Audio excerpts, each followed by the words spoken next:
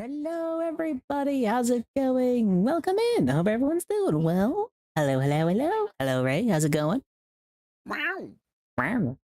Oh, I am freaking tired and I am sore, but I have so much done on my property, dude. Like it's been a Good. blistering 2 weeks. You know, at least the thing about this way, at least you're done with it, right? Most of it. Most of it. So you know what? That's good. That's good. Also, it's been a while since we actually talked, mate. Shit. And yeah, that's a testament to how busy I've been. Because Gosh. just the past 2 weeks, it's just kind of a small breakdown of like the high level stuff that I had to get done. I'm not counting the planning for it. Oh And yeah. he had three dead trees removed off my property. Okay. To or fix my well pump. Oh It no. wasn't broken. It wasn't broken, but because of power outages, I found out it was actually cycling way more than it should, so I had to replace a part on it. Fun. Then my septic pump, which Oh no. Did is the a septic tank disgust. die? No, it didn't die. It was well, Close to bursting? mm, no, it was not moving, and I found out why. Uh. I had to dig up the discharge pipe, cut it in two, or clean out the pipe, and then put in a clean out port. And there was 15 years of stuff built up. So you had a fun time. This Yeah, sounds. Go and on ahead. top of all that, I was dealing with the DM or not DMB, but the Veterans Affairs getting stuff squared away on that front. So Gotta love that too.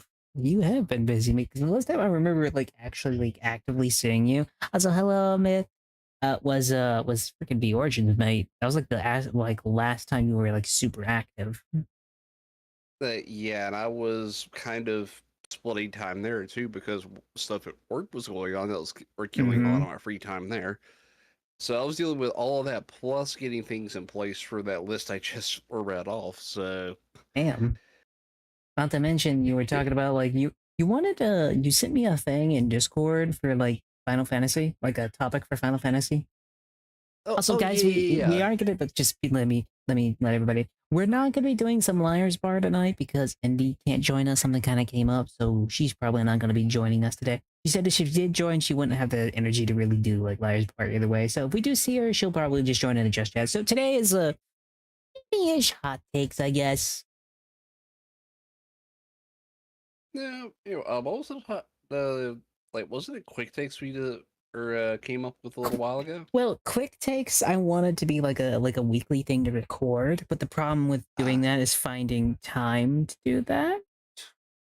the time has Like the core dust the real world. like I'm gonna be honest, if I started redoing quick takes, I would need someone, even if it's just one person, to be like a co-host for it, because it would be one thing I'd want to do every week, have a set thing to do it every week, and have at least one topic to talk about. Even if it's only 15 minutes, that's still a decent video, you know.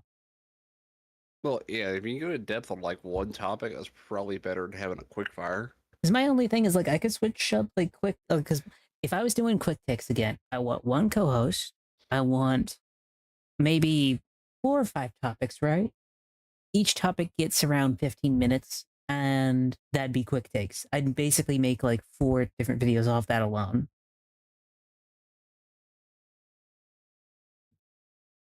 But I kind The of want to shoot. go back to quick takes though. It's just finding someone who's willing to do it every week is a problem. Well, if I was able to do it every week, That is also a because fair point.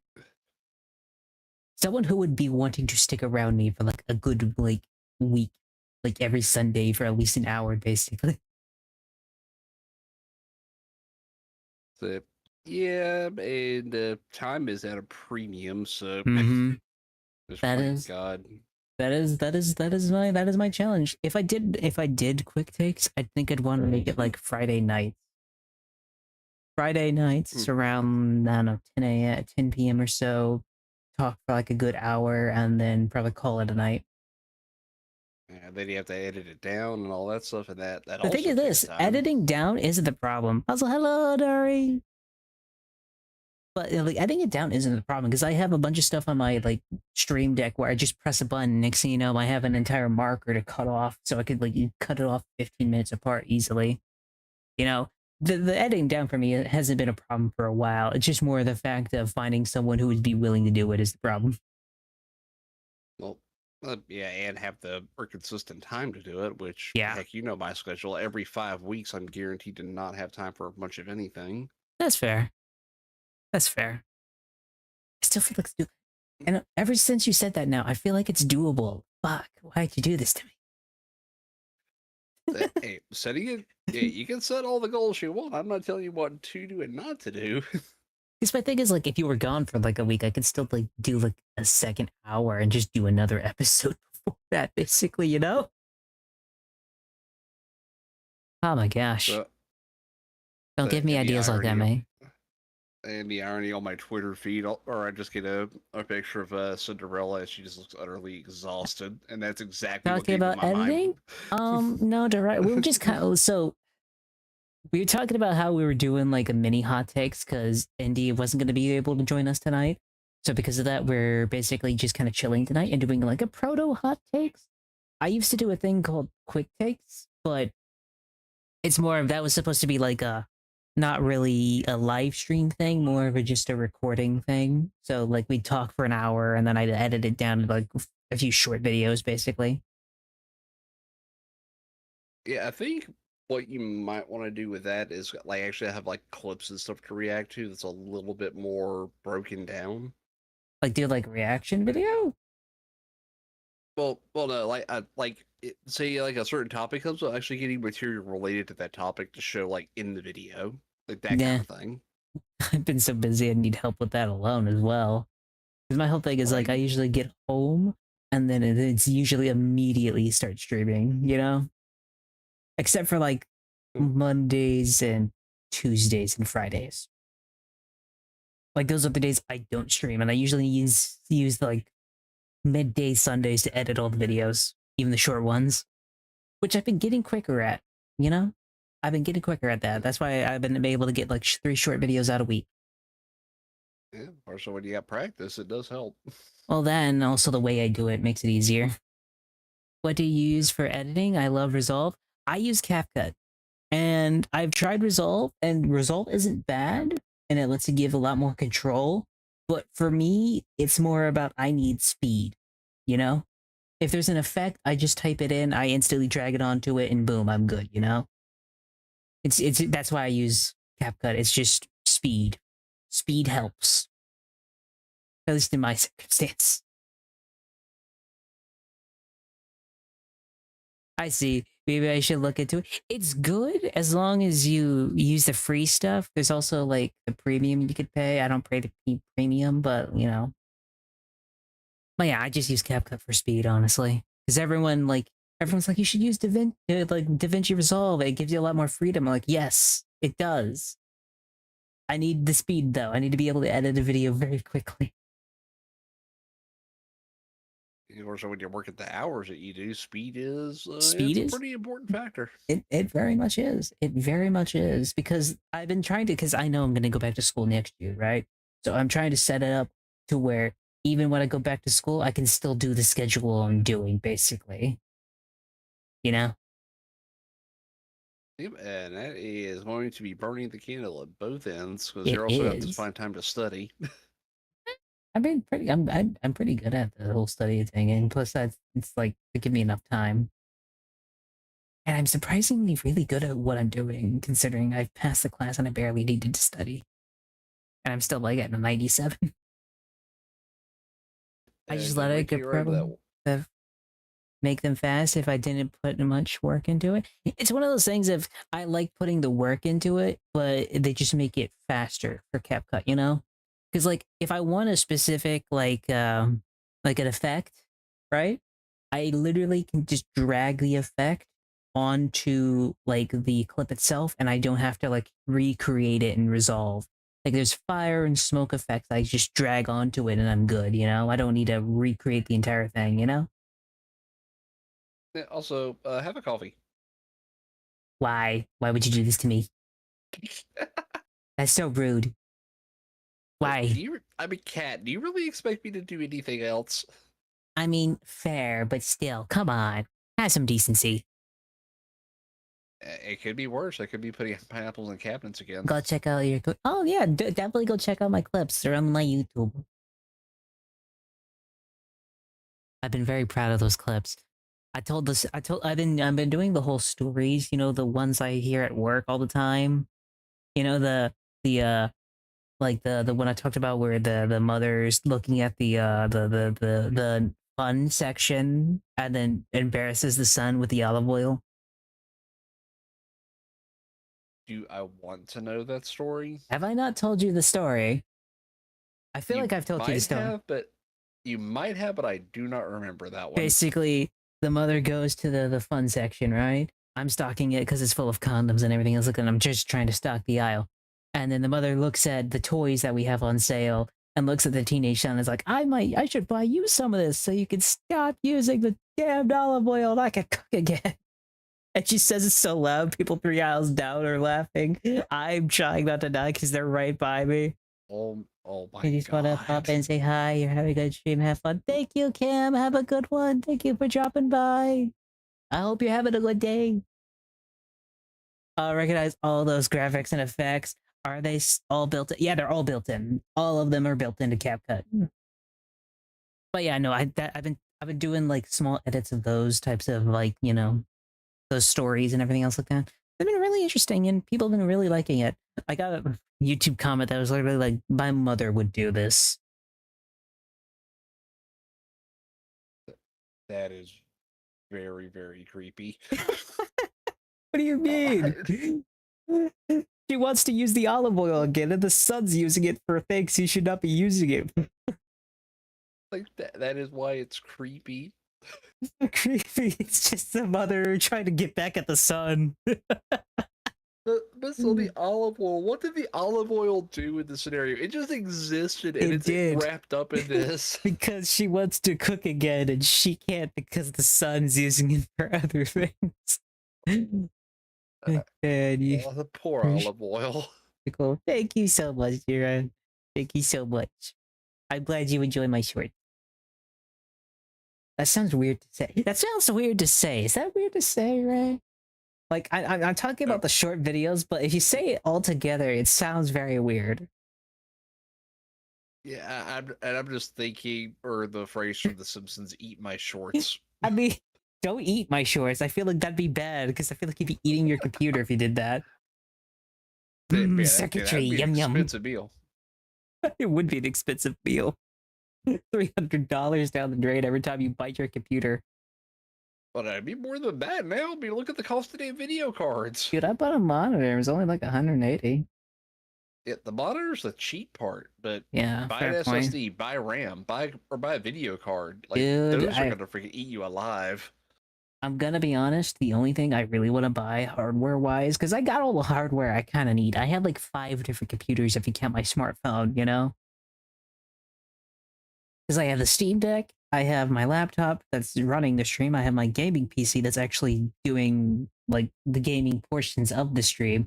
The only thing I'd probably want is an updated like capture card, so it runs at like 60 frames, and then maybe doing like getting the what is it, the new Steam frame for VR.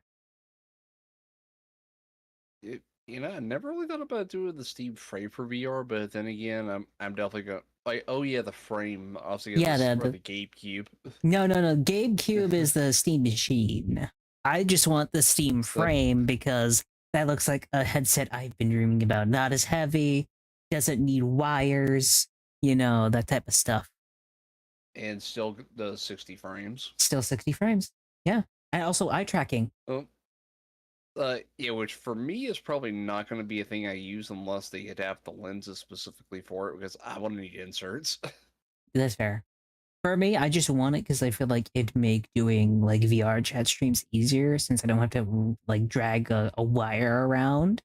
And I have plans that I can't talk about, but just know that if I got the Steam frame, it would make things easier. Well, I can definitely tell you it's going to be a step up over the Valve Index. While I I love the definitely, Index, it's still wired. yeah. Like if you don't get it wired, it's gonna be great. But yeah, I'm gonna be honest. I'm very excited about the Steam frame and everything else. Like the amount of technology coming out and what's coming out is actually exciting me. Like Xbox doing a PC is going to be interesting. Um,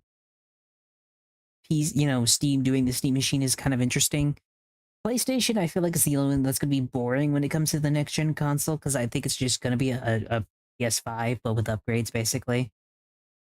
And Um, yeah, yeah, I think the consoles, like or specifically Sony, is making a critical error. oh no, definitely. Yeah, they are. From what I understand, they're wanting to make their first-person titles console exclusives, and I'm like, okay, I don't give a crap about them now because I'm tired of FOMO. Well, that, but it's like I know why they're doing it. Well, Yeah, you know, yeah, dude. it's pretty obvious why they're doing it. They want people to buy the console, and that's their primary selling point. That's their only selling point. For example, Well, if no, you could get, like, tell me on this one. Think about it. If the next Xbox can put Steam on it, right? Right? And they keep porting their games to Steam, like a year later, right? Why honestly would you buy a PlayStation? yeah, at this point, I'm not really. Well, of course, though, you know I've migrated to Linux for the most part, I so know. even the Xbox ecosystem does not impress me at this point. Is I can do most of the stuff I want to do on a Linux platform and not be tied to either ecosystem.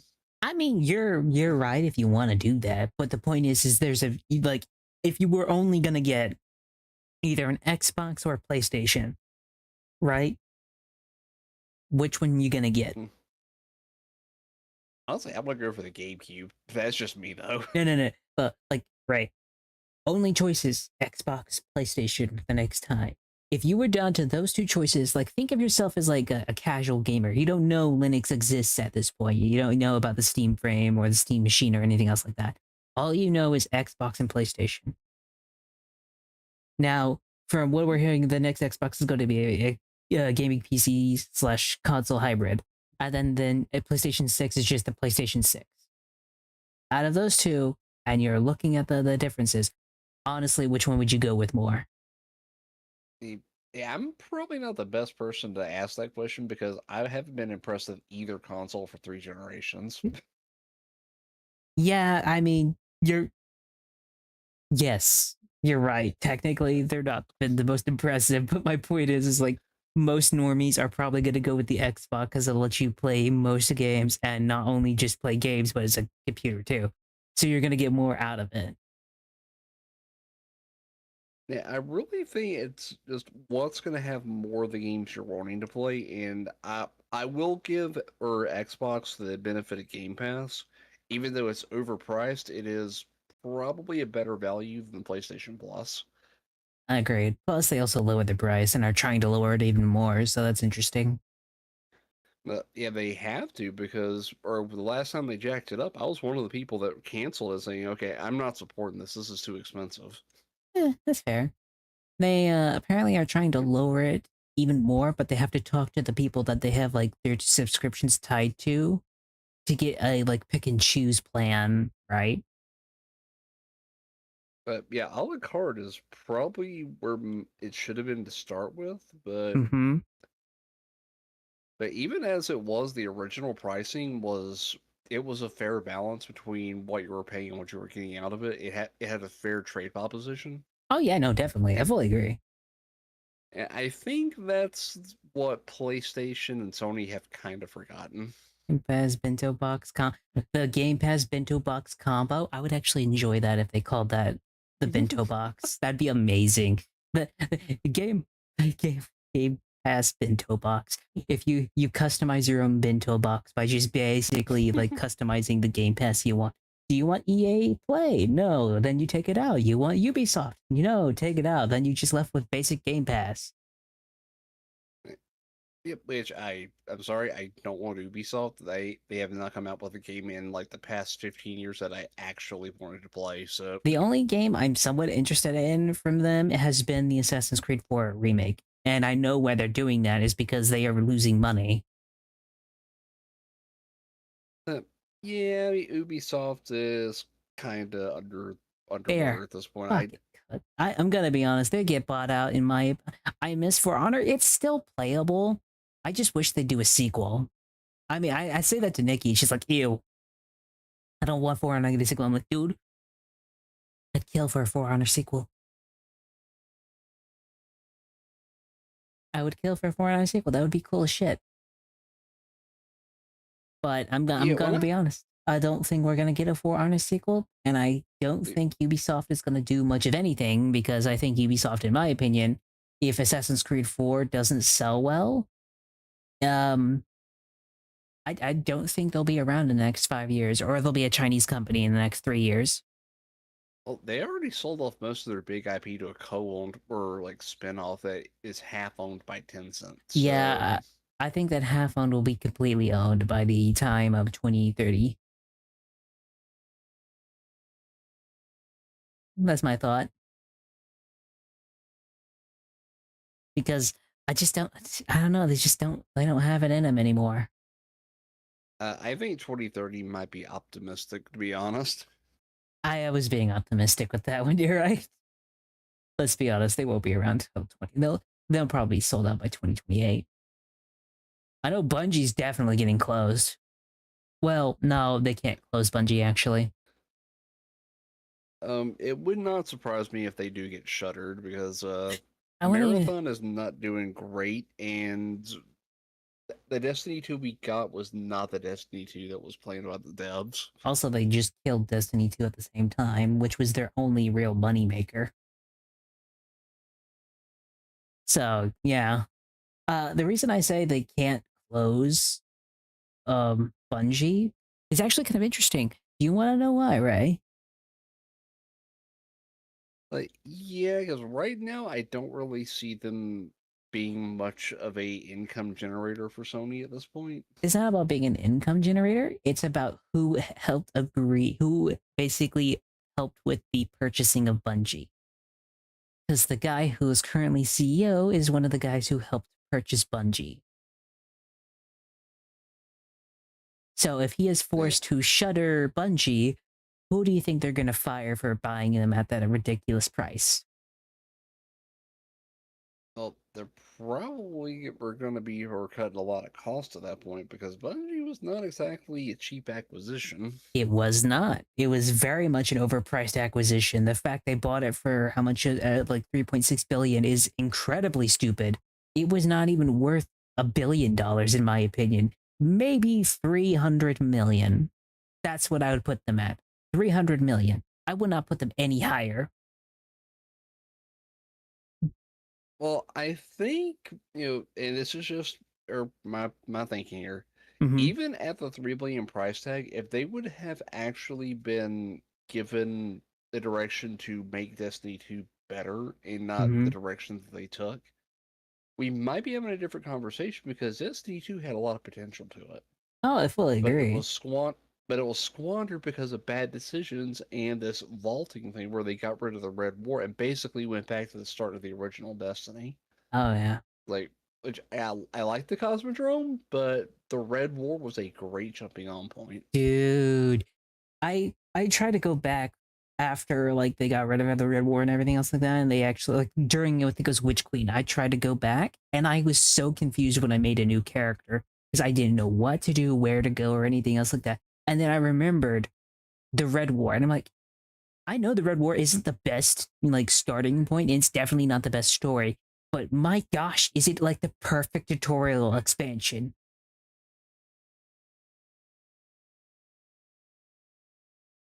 Like it is just Eh, perfect for a tutorial.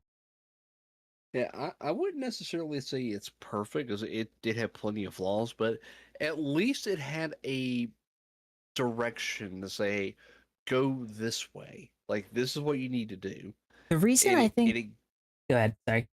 and it guided you step by step on how basic mechanics worked and actually give you a coherent story, which is way more than way more than the Cosmodrome sequence they got now is doing. Well, not only that, but it had some very memorable moments. Like, let's be honest, I loved beginning of Red War because it basically is like, hey, you can all die now, and the best part is you get this whole opening scene which is so memorable, playing Journey in the background. You know, like, yeah, honestly, that was one of my favorite moments in Destiny. Period. And they're like, yeah, we're just gonna cut this out. I'm like, you guys should have at least left that in because that was like the the reason I say it's perfect is because, well, it's not the best gameplay wise, and there's probably more you could have done with it. It's the, in my opinion, intro wise, it's memorable. It's something that can get you started pretty easily.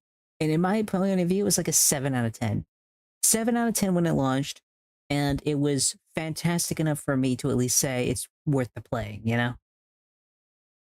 And out of all the bad guys, I think the one I actually liked the most from Destiny 2, which granted I didn't play the whole thing because I could not get into it, and I'm sorry, Mm-hmm. Forsaken really pissed me off. They killed my favorite character, and I just probably I promptly didn't return until Witch Queen. Yeah, that's basically how I saw it. As a like, I get why they did it, but that was such a calculated risk. It was such a calculated risk, which brought back a lot of the community. But I'm gonna be honest, the characters after that didn't hook me as much as Cade did. I'm sorry. Yeah, Hey, and even Absol. with Final Shape, they brought Cade back. They brought Cade back, which shows you how much they needed that character.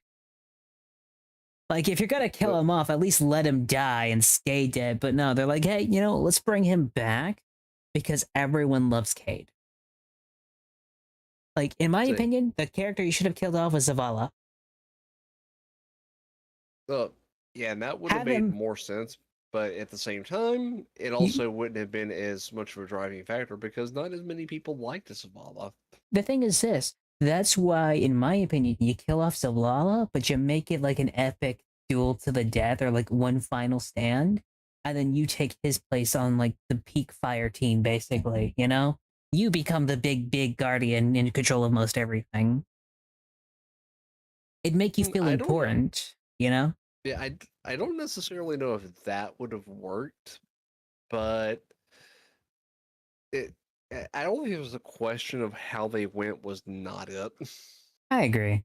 I think they could have done so much better for what they were planning, but Sony, one, fucked them up here and there. But at the same time, I also feel like Bungie also didn't do themselves any favors, considering the CEO also bought cars and fired half the staff. Yeah, that was not a wise business decision on his part. And I'm gonna be honest, the reason I don't think Bungie's gonna be making Destiny 3 is because they kept denying them the money to make Destiny 3. I don't think there's gonna be a Destiny 3, to be honest. I think there'll be a Destiny 3. It just won't be made by Bungie. It won't be for a while either, Oh because no, you're not gonna see a Destiny 3 minimum of 10 years.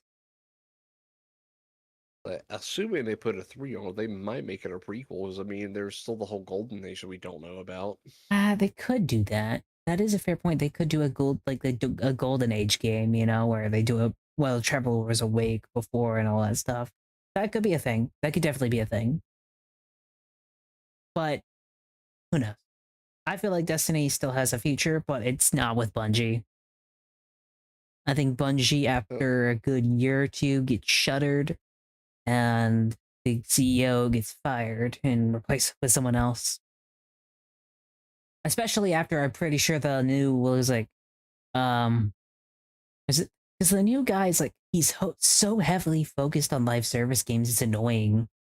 Like the man is like driving live service games as like his core ideology, right? it, yeah, and I think the age of live service is waning. I'm starting to think it's almost over. Because even Sega's like, we're not gonna attempt live service games anymore. Well, the main problem with live service isn't that they can be good. I think it's just that they cost too much to keep going long term for not enough revenue. I think it's different. I think there's too many. Well, yeah, and that's part of why the cost is mounting because it like when you had a handful of live service like just World of Warcraft, just Final World of Warcraft, Fantasy, Final just Fantasy. yeah, Guild Wars, basically like we were talking like I'd say probably around a dozen or so. Mm-hmm. It was a decent business model because you had so many places you could funnel people, and all of those could have enough revenue to come in to be profitable. Yeah. But when every Tom, Dick, and Harry starts making one, and you're spread out all over the place, and then you got all these free to play ones that are doing microtransactions, Mm-hmm. like there's it's a finite resource pool and a finite time pool. Yeah. Like in my opinion, we've reached peak live services. There's too many now. And now there's not enough players to keep live services alive. That's why Well, Sega stopped doing it. Fortnite's well, losing I money now.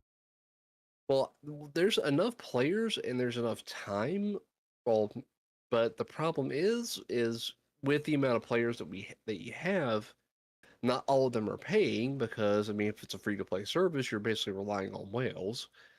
But even those that are paying, you're now also competing with real life concerns, as where you've seen. I've basically been kind of off the radar for the last couple of months. Mm-hmm. And then you got real life concerns, and then or stuff like hurricanes can happen, and then like stuff like tornadoes can happen, Mm-hmm. and then basically all this real world stuff that could happen, which is also competing for that same block of time. Oh yeah, no, I fully agree with that. But I think the point is, or at least for me, is there's too many all at once. So when you play one, your friends may want to play a different one, so you get into that one. And then when each one has dailies, you can't do both at the same time. You eventually gonna Okay. just choose one like live service that you're going to main. For me, I think I've chosen Final Fantasy as the one I usually main more than others.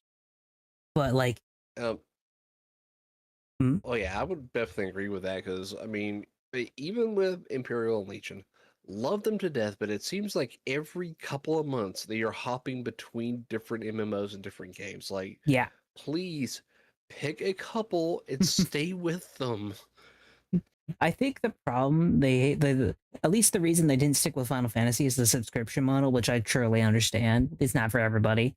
But like, well, I don't know. Like Imperial seems to just like enjoy those types of games, but he enjoys it if there's people playing it. So the only reason he jumps around is because other people aren't playing the same games.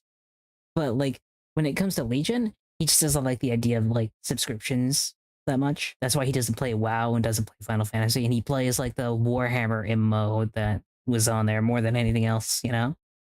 Which yeah, that's fun, but I like it is definitely dated looking, and I just cannot put that much effort into that game because the controls Hmm, are clunky. fair. Speaking of which, MMOs, Guild Wars 3, There, I have not heard of that, but they announced it. Their open betas next year.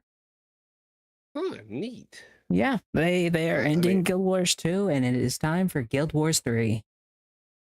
yeah, I never played the first or the second Guild Wars myself, but it stuck around almost as long as Warcraft and Final Fantasy, so it can't be that bad.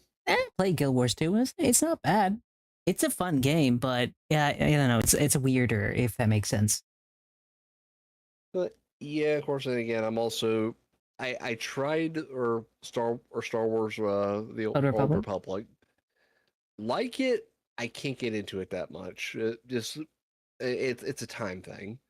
Star Yeah. Trek Online, I like, but a time thing. Mm-hmm. I So think that's why and Final Fantasy actually is going like if you saw the fan fest, right? I did not see all of it, no, but like I said, I've been trying to balance the time between a lot of things the past couple of months. I'll give you a little bit of a rundown. The next FanFest event will be happening in July, late July. It's like July 22nd, and it'll be in Berlin. But Oh, they're basically switching the dailies into weeklies. now that I think will definitely be a good thing because I used to do the dailies religiously, but now Mm-hmm. lately I don't have the time to do all the dailies and still do anything else. Oh no, trust me, I get that. That's why they're switching the dailies into weeklies. And if you finish the weeklies fast enough, you can even do the week beforehand's, weeklies. So that might actually come in handy because I could just do them every couple of weeks. Mm-hmm. I think this is like my opinion on Final Fantasy. I feel like in my thing with Final Fantasy 14, finish the next saga of Final Fantasy 14. So finish the Godless Realms, right? Which is what they're calling it. And then make the next MMO. That's my So, thought. yeah, I think they definitely need to iterate. Because I love 14, but at the same time, this is a MMO that is or approaching Dated. 15 years old. That's my thing. That's why I'm kind of excited for Guild Wars 3 because it's been a while for Guild Wars 2. They end it. It's time to do a Guild Wars 3. And the thing is this, I'm not opposed to doing like Final Fantasy like 18 or something else like that, right? Like I'm not opposed to that at all. I just think when it comes to Final Fantasy 14, give it to, I'm pretty sure the next saga won't end until 2035, maybe. Maybe yeah, 2035, right? But after Oh, that, I really think it's time to do another MMO after that. Because they did that with well, 11, and it was pretty good to do that. I agree. 11's still going to this day too. It's just I Yeah, don't think it's getting or new content, but I think it's still going. it is. It's still like live and people play it, but it's one of the things of they ended the big expansions for it and went to 14. And I feel like they are going to eventually have to do 14 the same way they do 11, which is bring in another MMO, make that one good, and then, don't release any big expansions for 14, but keep it up.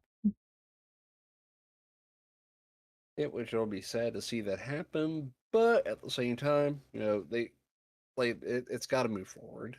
Exactly. Like I'm not opposed to like Final Fantasy 14 ending, but like give me at least a new one to play. And at the same time, like if you can make Final Fantasy 11 single player, because with the trial system and everything else like that, you can't convince me that you couldn't make that into a single player game. Hell, you even brought the Well, trial system to 14. A little bit of I th- development on that, and I feel like you could really do it. yeah, I think the problem with 11 is just like it is spaghetti code, and you saw the problems it even had for 14 because a lot of Fair. the spaghetti code causing the problems was derived from 11's code. Oh no, I fully agree with that, mate. But this is my thought process, right? You update the textures and the graphics just a little bit, right? You add in the single player aspect of it to where you can just play the game alone or on a private server. And then you call it the Final Fantasy 11 Remastered Edition. You sell it for a good 40, 50 bucks, and bam, brand new Final Fantasy remake, basically, for everyone to play with like hundreds of hours of content.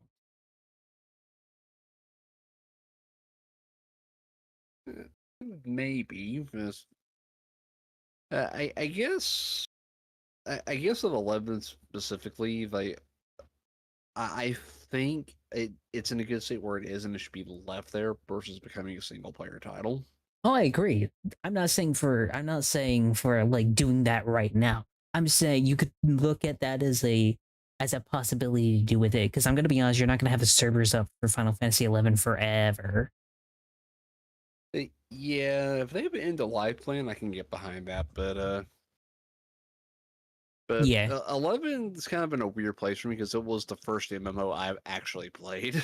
the first one I ever played was Star Wars: The Old Republic, so I like that game too. And they still coming out with content for that game, which is surprising. Right now, I think it's the only or Star Wars MMO, so that does kind of make sense. Yeah, but Star Wars is in a bad place altogether, mate. Yeah, Like, that's it's probably why bad they're when Hasbro can't sell Star Wars toys. Well, I think that's why there isn't a newer Star Wars MMO because that's literally the only one they can't or they have, and they can't develop a new one, so they have to keep it going. Fair. That's fair. Well, yeah, I'm gonna be honest. I think gaming's going in a really good direction because I feel like most of the big CEOs and big companies are currently shitting their bricks. Currently, Xbox is now forced because they didn't make a lot of money, right? Like Xbox is in the Well, danger of actually getting closed down if they don't shut down at least two or three different companies to save the money on that. well, PlayStation is apparently planning on a huge downsize in July. So this is my entire point. Everyone who's watching, look at July. I guarantee half of Bungie gets laid off. 3 companies get shut down under Microsoft, and at least a few other companies get huge messes of layoffs and maybe shutting down under PlayStation. Nintendo will probably lay off a little bit. That's my prediction for July.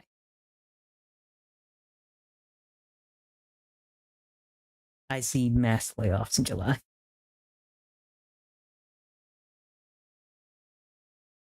Right? Oh, I'm still here. But I I don't thought you know fell if it's asleep. when.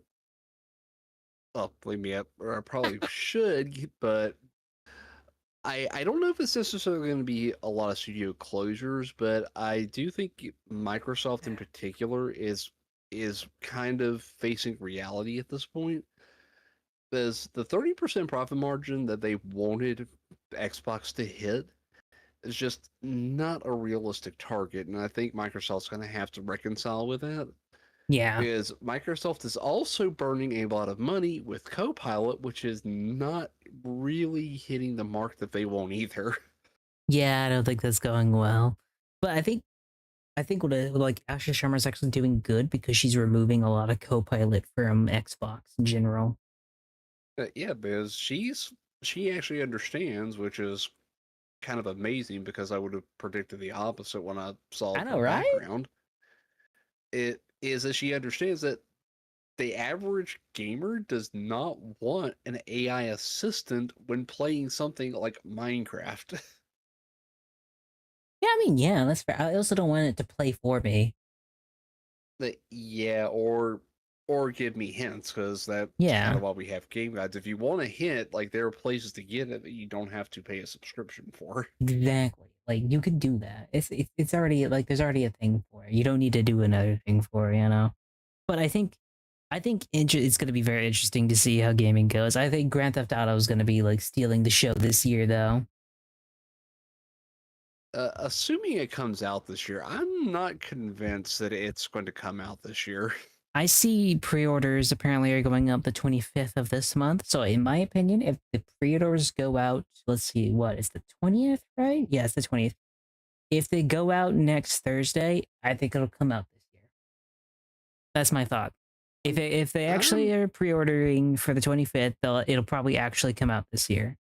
And they already released the I'm game cover art as well, so I'm not convinced about that, mainly for one reason. We have seen pre-orders come up before, only to be taken down or a while later because they had some sort of delay they couldn't get around. fair. What would convince you that it's coming out this year? Like a firm release date that does not change within a couple of weeks. Fair.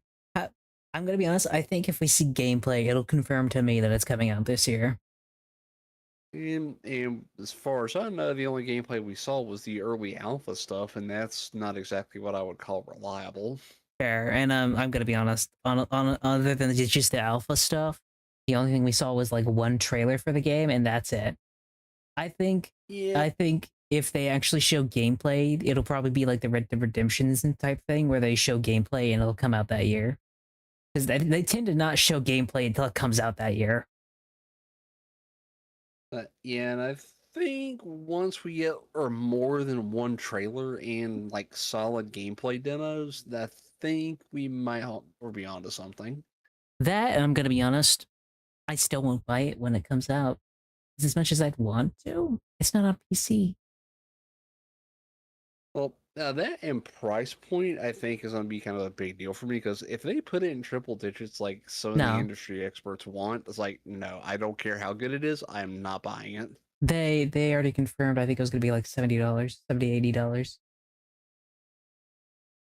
No It doubt won't that's be a pissed off the hundred. industry experts. Oh Like, no, good. it already is pissing off the industry experts. They're like, what? Really? You're not gonna raise to $100? Like, no, we're not doing that. Well, yeah, because they understand, like, our customer needs to be able to afford the product, and $80 Mm-hmm. is kind of making people mad as it is going to triple digits. Like, sure, it'll sell, but at what cost long term? I think it's one of those things is they want to use GTA to artificially inflate the rest of the games industry. But I'm gonna be honest, if you this is my take, that's a double-edged sword because now if you did inflate it to $100, your game must be on the same level as GTA 6, or you're not going to get their money. Gamers are already picky as it is ever since Baldur's Gate.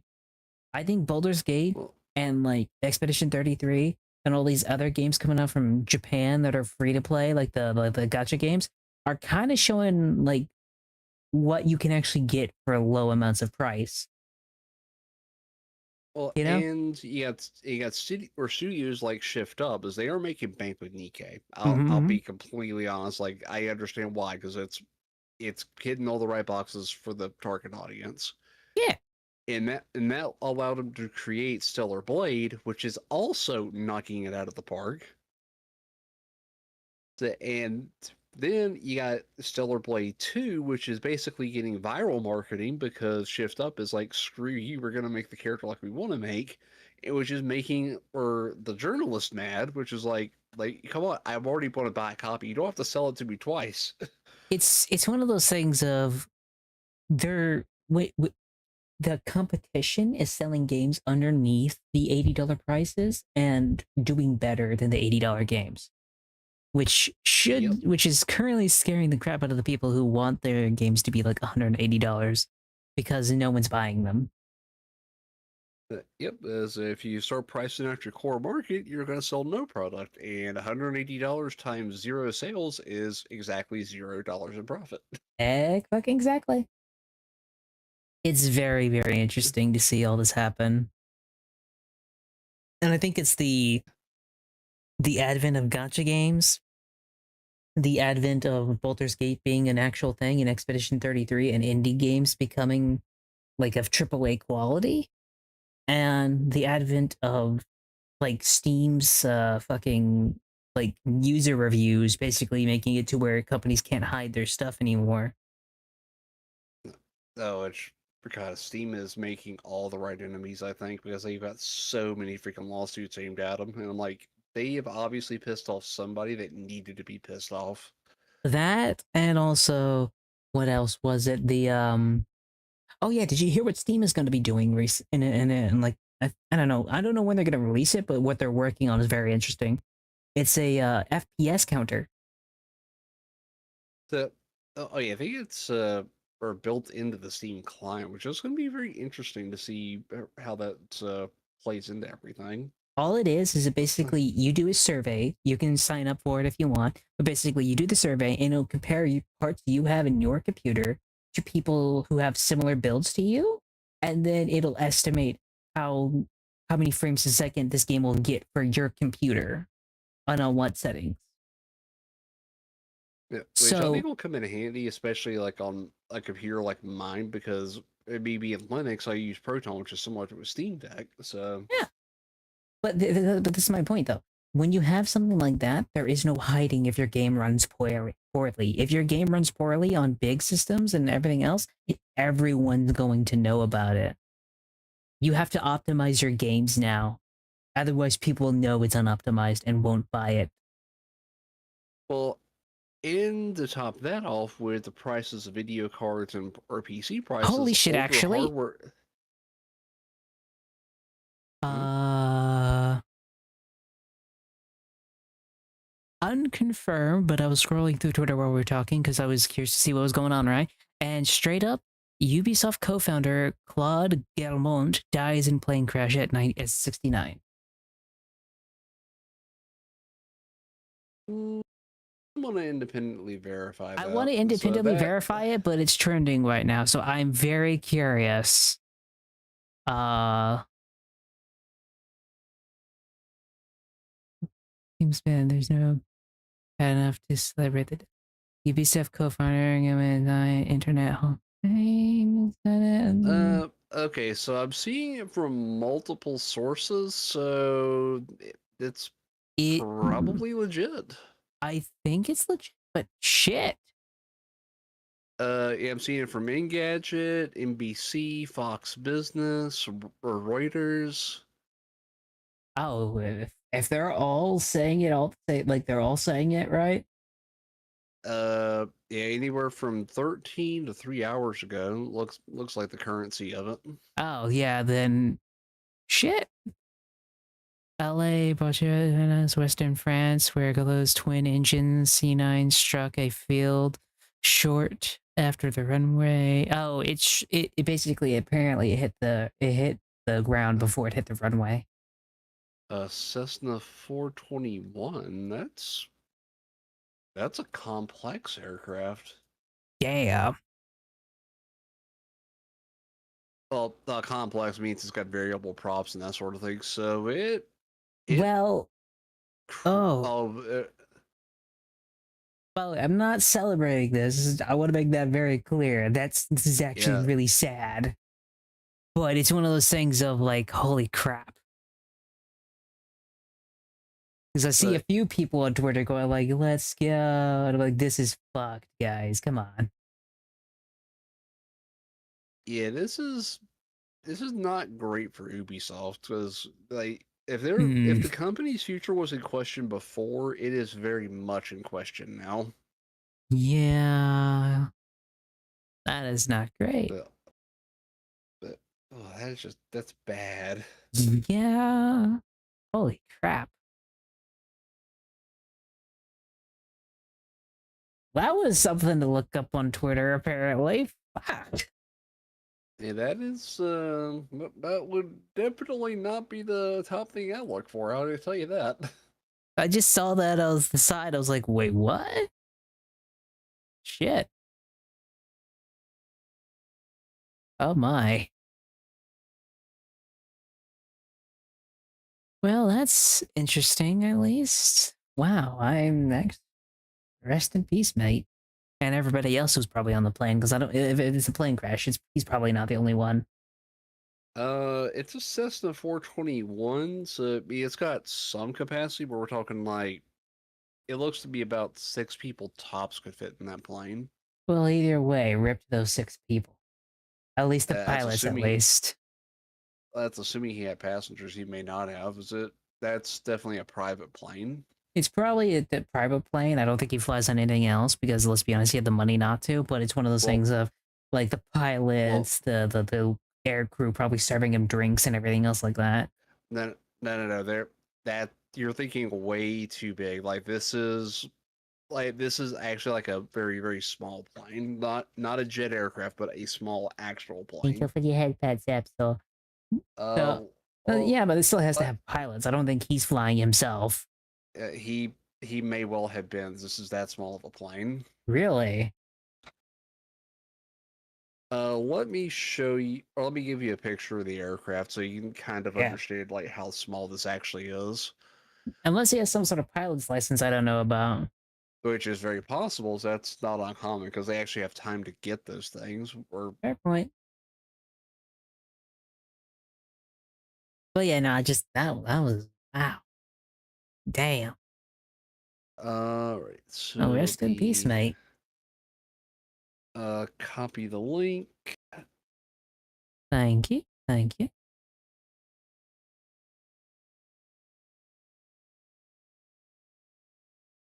Yes, Oh, it's not the tiniest private aircraft, but it's not exactly a big one either.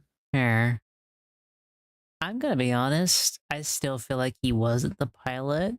I kind of hope so because it means only one guy is gone. But at the same time, I really don't. I feel like at most there's 3. Well, so I would not be surprised if he was or the only pilot or like the only passenger on board. I So kind of hope you're there would right. not. There's a plane like that. Yeah, it's got some capacity, but it's not exactly commercial air traffic either. I mean, that's Fair. not a long range aircraft. Yeah, that you're right on that, mate. Just hoping, you know.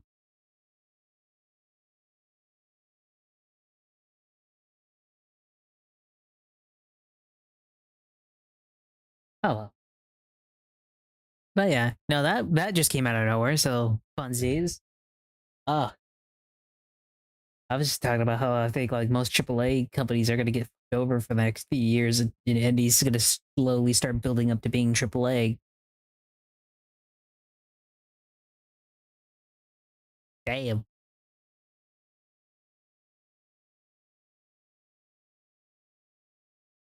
What else was going on in gaming? There's also a lot of stuff going on in general. I know Zentreya recently joined a group. Forgot what group she joined, but she joined a new VTubing group.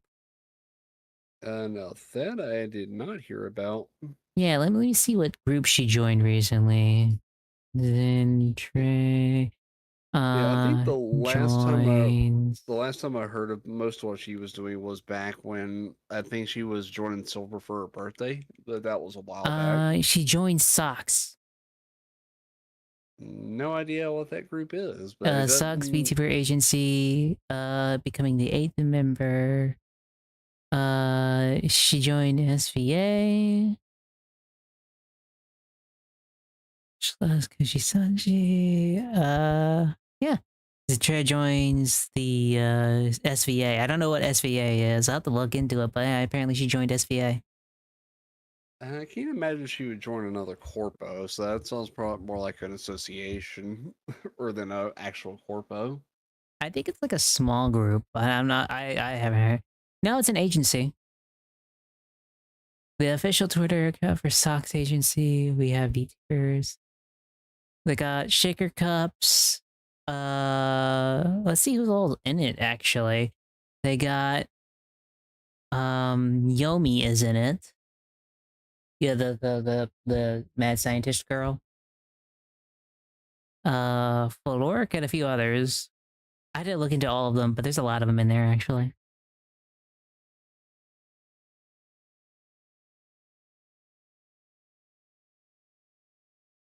Oh yeah, I think that's interesting. I can't say I heard of this group before, but if they're able to pull talent like Zentreya, they must have something behind them that's pretty good. I've heard of Yomi before. She's actually kind of interesting.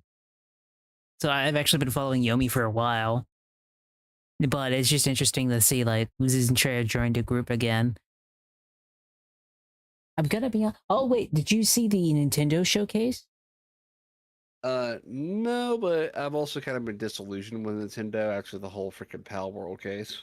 Oh yeah, they actually lost that, by the way. Well, thank God for that too. Well, how to put it? It's not technically over, if that makes sense.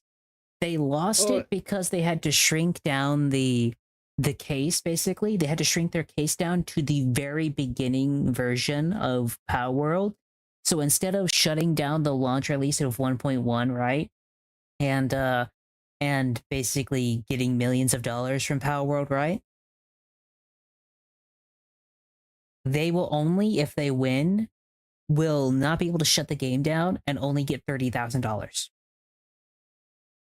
that's assuming that or the patent actually sticks. It may not because that's going Mm-hmm. to also affect a whole bunch of other games that use those same mechanics. Well, the thing is this, the patents they already have been thrown out. They're just doing the original lawsuit now. The one they started with. They're very much losing very, very badly. If they completely lose, oh my gosh, will Nintendo be so screwed? Because then they'll be able to use Power World as like an example of Nintendo being aggressive against other companies, basically, for doing something Well, similar to Pokemon. yeah, which is very possible because I mean the core of their lawsuit was the patents. And if the patents have been thrown out, they don't have much left to go on. I'm gonna be honest, this is my thing. If Nintendo loses the lawsuit, you're gonna see a lot more creature catchers other than Pokemon come out of the woodworks. I Yeah, mean, there's already which to be starting to be honest, some actually. yeah, which to be honest, that genre needed some competition because Pokemon honestly had become stagnant. It has. Although I will say this though, freaking Power World is going for Pokemon's throat right now. They're releasing a card game. They are what else? That you know that new Pokepia is like Pokopia thing. The Power World's making Yep. their own farming sim type thing. Yep. Which honestly, Pokopia was kind of a knockoff of or Power Worlds, if I remember right, because this Power Worlds was released first. I'm not sure. I don't remember. I think it was because Pokopia was kind of I saw it after, and I think it was released after the Dude, You should have seen Twitter the moment that information about Nintendo basically losing the lawsuit. Because the thing is, everyone's saying they lost the lawsuit right now, even though the lawsuit's still going on. Because even if they win, they're not getting anything that they wanted. Like, even if they win, they're only going to get $30,000. That's chump change. You know? Which is not even going to cover the lawyer fees at this point. No? They spent $40 million on lawyer fees. That could have And it's funded a still very. game. Probably going to fund a 2 or 3. Probably. But, like, that's my point. You spent so much time trying to sue Power World. Not only did you not win the lawsuit, you're getting chump change even if you do win. And if you lose, you open up yourself to ass whoopings everywhere because everyone's going to point to the Power World situation and you being just aggressive for no reason. Yeah, I think their optimal strategy, of course, this is definitely not or a legal advice or anything. It's just an Oh, yeah. assessment from an observer. Like settling would probably be their best bet, but they're probably not going to because Power World knows that they're in a position of power. Agreed. I think it's one of those things of, in my opinion, I would drop the suit. But I think what they're going to do is, this is my thought. They're using the legal system as the punishment. The punishment isn't being forced to shut down. The punishment is going through the process of having to do the lawsuits. Well, and that is how most of Nintendo's legal victories have come over the years. If you look at their history, Mm-hmm. their victories have not been from getting a lawsuit to the courtroom. It Mm-hmm. has been through attrition, meaning Yeah. that the lawsuit or they just drag it out long enough that the other party just collapses. Yeah, that's fair. So, so Pocket Pair has been one of the exceptions to the rule where they've actually managed to have staying power and get it to the courtroom. Oh, yeah. Have you heard of the new creature catcher Animo? Can't say I have, but yeah, I hadn't looked into it either. Well, my thing, Animo looks pretty good because I think they're like making it to where you can like fuse with the creatures and have like specific forms for each one. Don't quote me That's on that, interesting. but that's what I'm looking at because we were apparently talking about it and X heard what I was talking about and decided to give me videos of it. Hmm. But it's looking basically like a very interesting version of Pokemon, you know? Yeah, I And so, know Digimon had something similar with oh, I forgot what type of Digivolution it was, but I think it was with Digimon Tamers they introduced it. hello Or like in where they fuse Indy. with the Digimon. I think it's like they fuse with the Digimon. I'm not completely sure. I'll have to look more into it. I'm just looking at some of the gameplay and it looks pretty interesting, all things considered. But my thing is, creature catchers are definitely going to get a big resurgence. And I think it's going to be very interesting. But I feel like it'll only happen when when Nintendo loses the lawsuit. Because I'm going to be honest, if they lose this lawsuit, they can take this lawsuit as evidence and say, see, Nintendo was being aggressive. They were suing this other company for doing something just slightly similar for the longest parts of time. And because they sued them for the longest parts of time, they lost a lot of money from it and everything else like that. They can basically use this lawsuit as a literal example of being like a bully.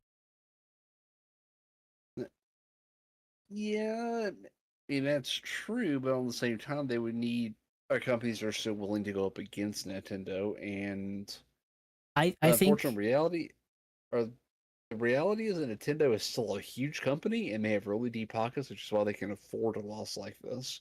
I agree. Most most companies the size of Pocket Pair probably wouldn't be able to. Oh, I fully agree, mate. But the thing is this, with the lawsuit kind of being lost, basically, it's going to give people who want to take that challenge a better chip on their shoulder to actually take the challenge. And let's be honest, with how Pokemon's been for the last few years, it's not like you can't make a better Pokemon game. I mean, shoot, even or the Minecraft mod has had more innovation on it than the actual Pokemon games, and that's The pretty new bad. Digimon game was better than the last Pokemon game. Like, Digimon's been stepping it up lately. I mean, I'm Yeah. kind of glad for it too. Like I'm gonna be honest, I never watched Digimon. I really had no much interest in Digimon. The last video game they released, I actually kind of want to get. It's on my wish list. It looks pretty good. Well, yeah, I think out of Digimon, like my favorite seasons was the Digimon Adventure seasons. I Hmm. say it felt more like an RPG.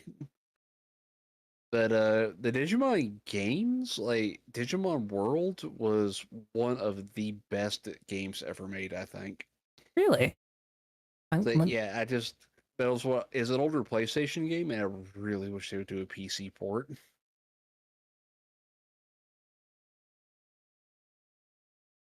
oh my gosh, because I was looking up an Animo real quick just to see what's going like what it's gonna be like.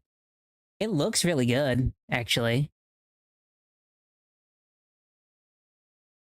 Like it's an open world creature catcher RPG esque mix.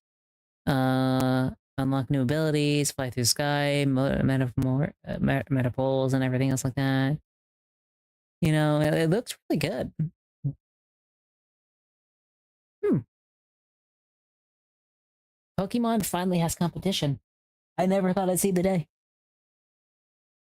Actually, I'm definitely glad they got competition too. Also, As Ray, I'm I, gonna be honest. Sorry to do this. I will be right back. Can you keep the chat entertained? oh god, the Sorry to do pressure. this. Sorry to do this, chat. I really gotta go. Do why? Oh, hi chat. So why would I do this to me? You know what? We're gonna put pineapples in the cabinets. That's all like a good plan.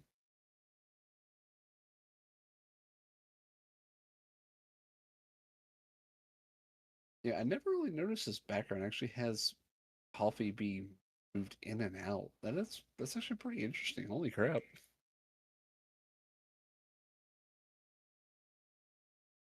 The, the, like, why do we hear that in the background?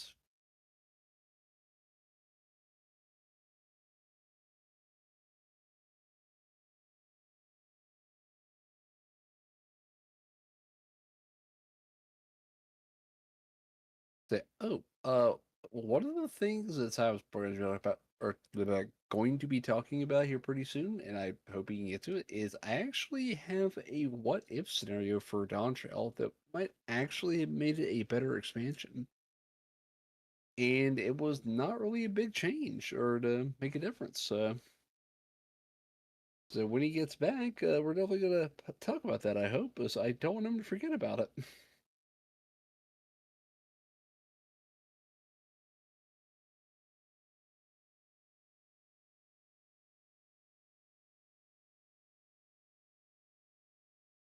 Sai, what are you doing? Get back here!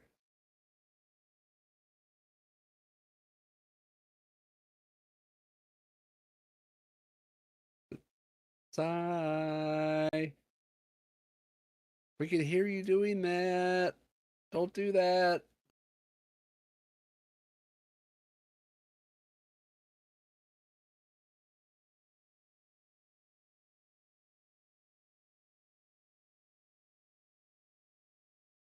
Look, what are we doing? He could be having trouble.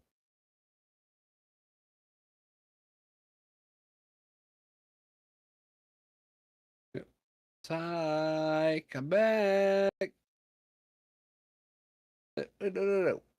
Sai, wash your hands. Come on, bro. Come on, man. Like, yeah, why would you do that to your bathroom? I mean, have a little respect for your house.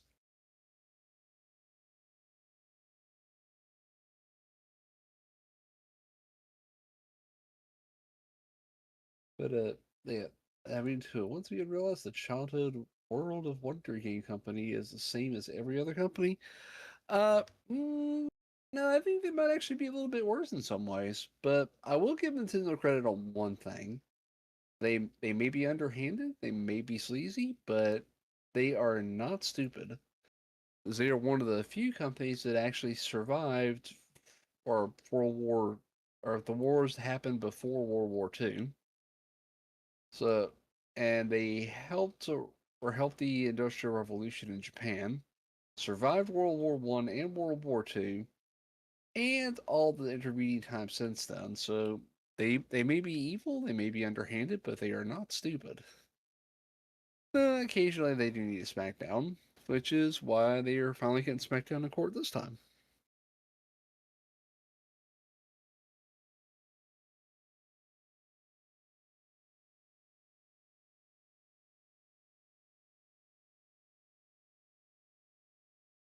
And meanwhile, them in Japan and Korea are still finding it Also, out by the over a way, small rock. fuck you. I heard everything you were talking about. You son of a bitch. So, did you wash your hands? Yes, I did. Fuck you. Straight up. I've been. All I hear is, don't do that. And I'm like, what? Like, I don't get a choice in the matter. Really That was not no I could idea what choose you're... situation.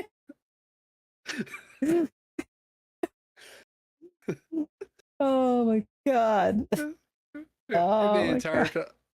time, the entire time was like, what if I could do the thing Jeff Dunham did and it works? Oh, you piece of shit. Dude, I was like, oh, that's not a choice in the matter. And then just straight up, all I hear is like, you shouldn't do that. Like, you piece of shit. Oh my gosh. Don't worry, we didn't hide pineapples anywhere or anything. I know what you. I literally heard everything you said, mate. Also, did you want to talk about your what if scenario? Because I'm gonna be honest, my only what if scenario that would have made Doncho better is if you made if you made Kona the main character. Well, and that is actually what I completely outlined in that document I sent you, is how that would work. I'm gonna be honest, I didn't read the document because ever since like the whole hacker situation happened a while back, I really don't trust any links into my fucking like Discord. Like unless I'm talking with a person, I will not click a link. Well, I do not blame you. I So, but that one, it was actually a document from my Google Drive. So if you want me to Ah, read it out, I can. please do. I'd love to hear it actually. It just Nice. make sure it's not So, like a giant thesis statement. Like you didn't do like a whole college essay for this. it's only 2 pages, so it's not that long. Okay. Yes, and this was like a proto script I made. I wanted to do a full video about this at some point, but I never got around to it and forgot this existed until I cleaned up my Google Drive. But yeah, so how this could have worked out, I think, is obviously we're starting by swapping Kona and Booklamont, Mm-hmm. but not at the very beginning. And there's a reason for this.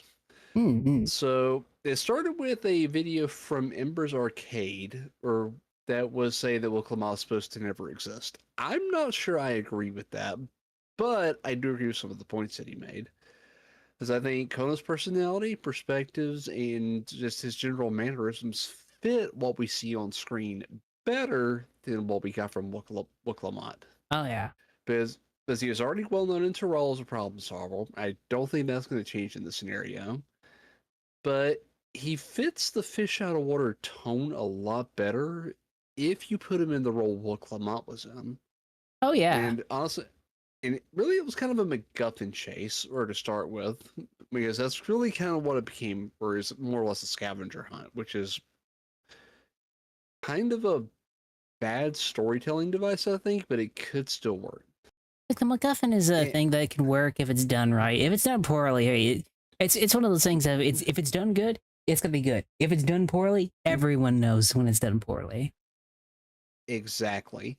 And just my assessment on this, so you kind of gives the context of where I'm coming from. Mm-hmm. I think that Wook Lamont was made the front and center character because they wanted to showcase the female Hrothgar, and since she's the first one we saw, they wanted her to be more of the primary on-screen like hero versus a male Mikote, which everyone pretty much knows. I I'm think not. That's just my assessment. I'm not saying that's for sure what they were thinking. That's just kind of how it feels to me. My thing, I think, was is you can definitely tell Wiclamot was definitely added later on in the development of it, which I'm fine with. But even if it's later on, they could have done more than she could have been more interesting. She could have been. She But, wasn't super interesting. Like but- I get her like hero's journey and everything else like that, but it's one of those things of it would have been better if I get you know what they should have done? well, They should have well, had I the Warrior of Light act as a mentor role, like actually being like the mentor role. Oh, and interesting you say that because I actually do talk about that, or when I actually did the new scenario and how I think it should have played out. Mm-hmm. So the question is, what if Kona and Wook's roles were reversed in terms of who they were traveling with for the duration of the expansion? Meaning, Wook goes with Thancred and Urianger, while Kona goes with the Warrior of Light and his crew. Mm-hmm. So, so for this year, we're going to start at the post patches for Endwalker, and spoilers do a lot lie ahead for this. If you have not played the Dawn Trail and don't want to be spoiled, Just you should probably mute for a little bit. which post patches are you gonna spoil? Because I just completed Seekers of Eternity. Well, oh no, this was written before that was even a thing. Oh, okay, thank God. So we're starting from Endwalker, like the post Okay, patches for Endwalker. okay. Well, like you know the scene where Will Clamont's getting off the boat and why we first meet her. So that part does not change. Mm-hmm. So because the reason that doesn't change is because we need someone from Terral to come to Charlie and to kick everything off. Yep. Because what we can figure out is that even in like the scenario that Kona was probably in Charlene during the events of Endwalker, and we know he spent a substantial amount of time in Charlene, so we know he's probably there long enough to see all this happen. And he had to Oh yeah. contact Urianger and Thancred, so he for sure was there, and he would know about the students of Baldesion, the efforts of the Scions, and all that just at a bare minimum. And he would Oh have yeah. been present for all of this. So even though we don't interact with him, he would know of our reputation and he would know of the Scions or and what all they've done. So here's where things start to diverge. Wilkema would hop off the boat or looking for Erinville, who she knows is a gleaner. And she's a complete fish out of water here, which is consistent with how we first see her on screen. But she meets the Warrior of Light, and instead of asking the Warrior of Light for help with the Rite of Succession, she asks us to help to locate her brother, who is a student or recent graduate of the academy there in Charlotte. Mm-hmm. And this would take us to the Aetherfont dungeon with that scenario. Mm-hmm. But instead of trying to save a errant or team and a warrior like Will Clement struggling to fight the beast, she would be a badass warrior in the scenario and be the tank for the scenario. And Mm-hmm. her brother would be the one we're rescuing as the leader of the expedition. And him being a problem solver and not a warrior, this would actually make sense for that scenario because he's there to learn, he's not there to fight. Yeah, that could be kind of interesting. I think it's when it's I don't know. I feel like they could have done better in general. It's one of those things of like I'm good. This is my thought of like Dawn Trail as a DLC and like as an expansion as a whole. Dawn Trail, in my opinion, was the relaxation like expansion. This was their hey, we need to do something, but we don't have everything planned out just yet. I think Evercold is going to be the first one that's actually has a plan for the next, chapters going forward. Oh yeah, it's I meant to think be a palate cleanser. Dawn Trail is a palate cleanser mini adventure. It's basically the vacation DLC in my opinion. Like that's my whole thought on it. It's the vacation DLC. Oh yeah, it was definitely the soft reset and to set up the staging ground for what would come next. Mm-hmm. Which where I think that at that point, after we save Kona, um, instead of us going with Will Clement would ask Oriange and Thancred to help her out with her claim to the right of succession after she explains it to Kona. They Mm-hmm. say, hey, we're God, I cannot remember his name, but or the Dawn servants. or he would be informed by Wook that he's not doing well, and that he needed to return for the right of succession. Mm-hmm. And having just been rescued, he goes to the Warrior of Light and say, "Hey, can you help me out with this? I need to learn how to fight." And he knows he would need the help that only the Warrior of Light would be able to give as a mentor, which would put us in a more mentor role instead of what we were in. Wait, question. Hmm? Spoilers are ahead, but like, you know how fucking Wuklamot and Kona become both like Dawn servants. Just one is like the like servant of like, you know, genius, and the other servant of like, you know, the people, Yeah, basically, right? the vow of reason and resolve. Yeah. No, I'm not gonna say that. No, that's fucked. Like, Do I want to know?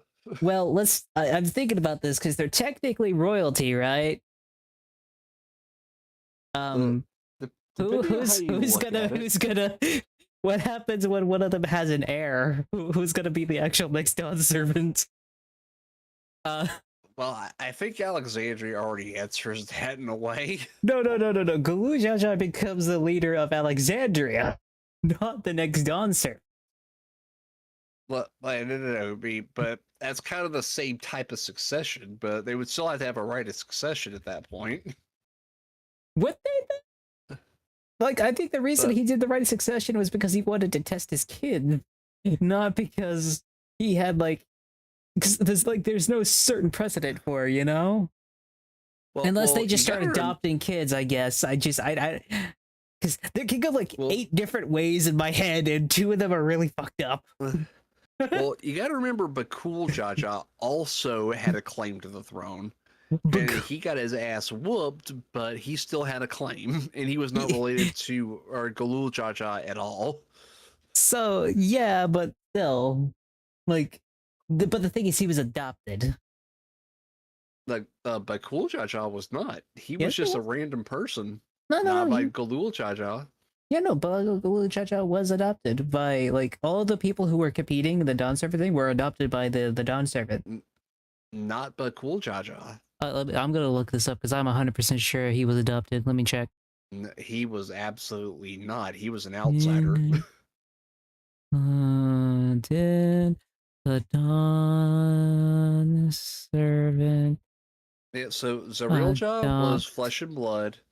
Wuklamot and Kona were adopted, but Bakul Jaja was an outsider. No, Dawn Servant was born in the nation. And then did not adopt. During the Red Extension, Wuklamot was adopted by competitors. But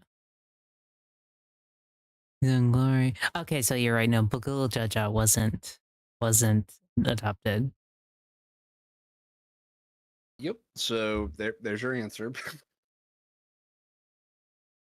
Okay. Yeah, no, okay, that makes more sense. Because I'm gonna be honest, I was about to get very, very, very concerned about how the next, you know, I don't know. I got very concerned for a second, because like I didn't know how exactly the next Dawn Servant would come about. So I was like, oh, Lannisters be a thing. Yeah, now Alexandria's that was a little bit more complicated because, well, there was no right of succession. It was handed to Galuja. Yeah.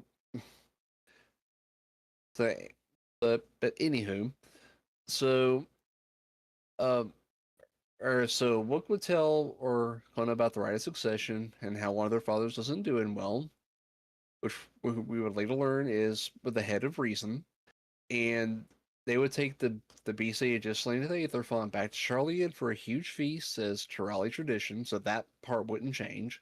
Hey, Dev. But Wook would tell everyone about the right of succession for dinner, or tell Kona the rules, and how it's a traditional Mamulja thing, and that part wouldn't change.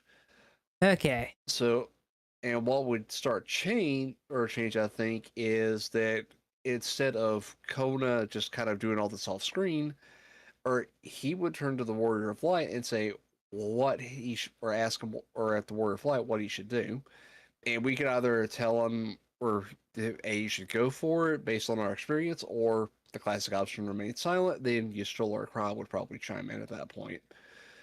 But either way, he would get the advice to go home, and that would start our journey over to Tyrol, like it plays out in the later patches.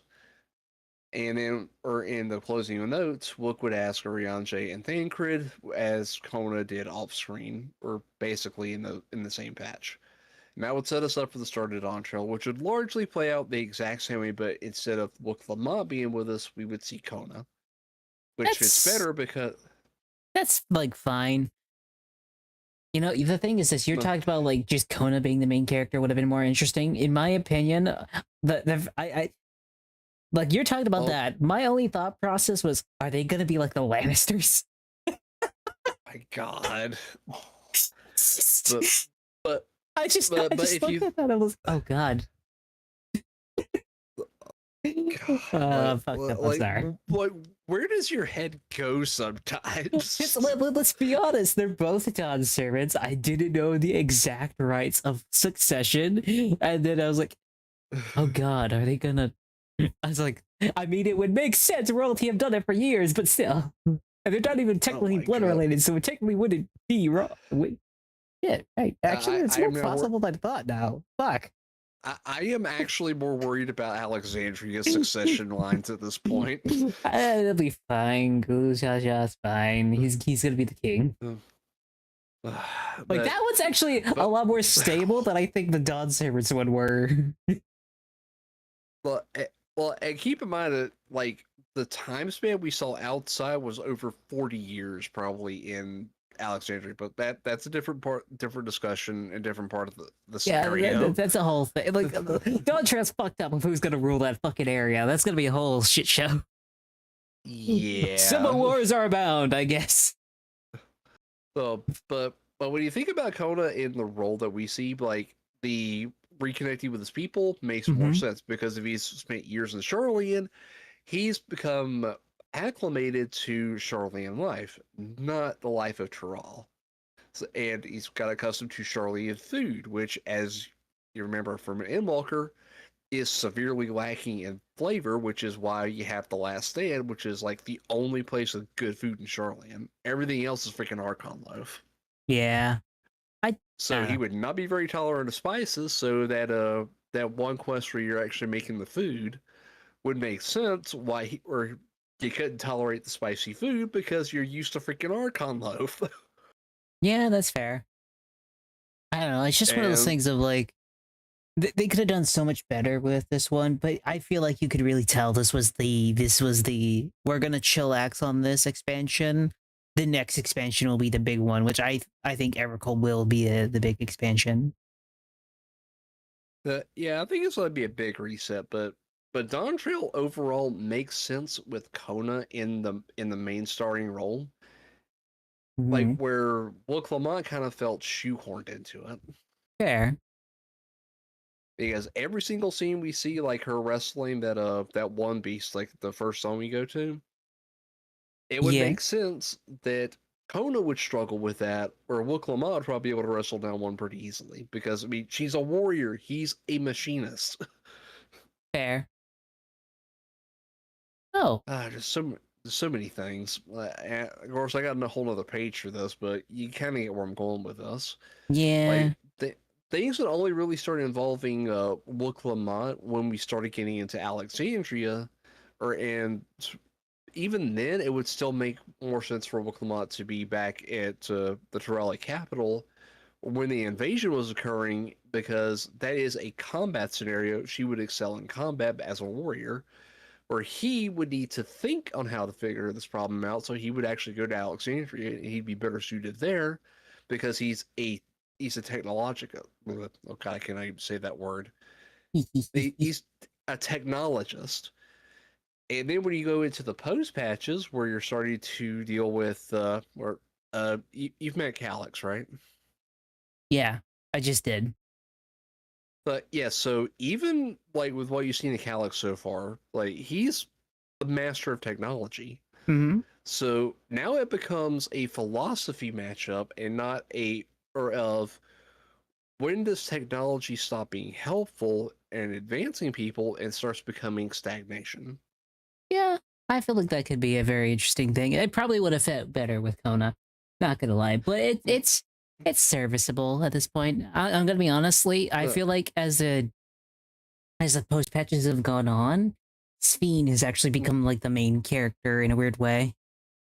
yeah, it's like of course you're already seeing in the post patches there is a course correction that is starting Hmm. to get things back to where they need to be. Yeah. But even up leading up to that, you could still see where Kona was a logical fit for the story being told, where Look was really not as well suited as she needed to be for that.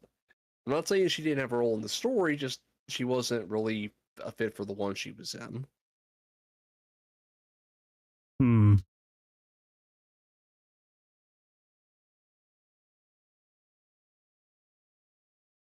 I think it's one of those things of like, I don't know. I'm more excited for Evercold. I feel like the post patches are definitely getting more interesting. I feel like it'll be interesting to see what happens in all.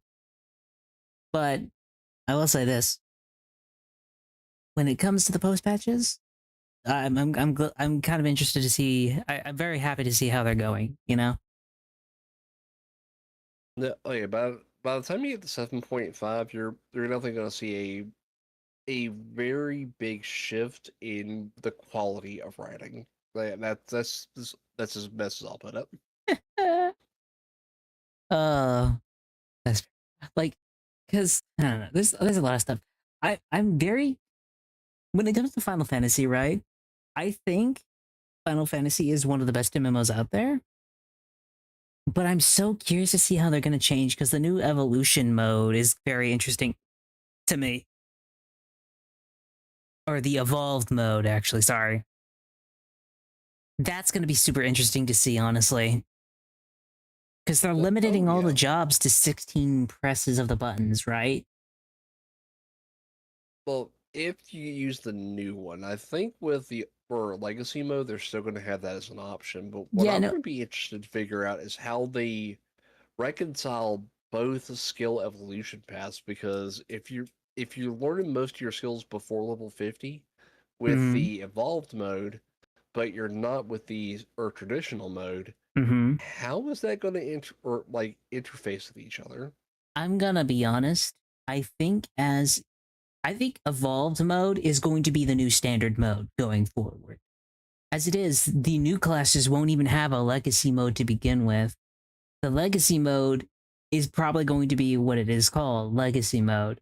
I don't think legacy mode, if evolve mode comes out, is fantastic, will be the main thing they develop for later on.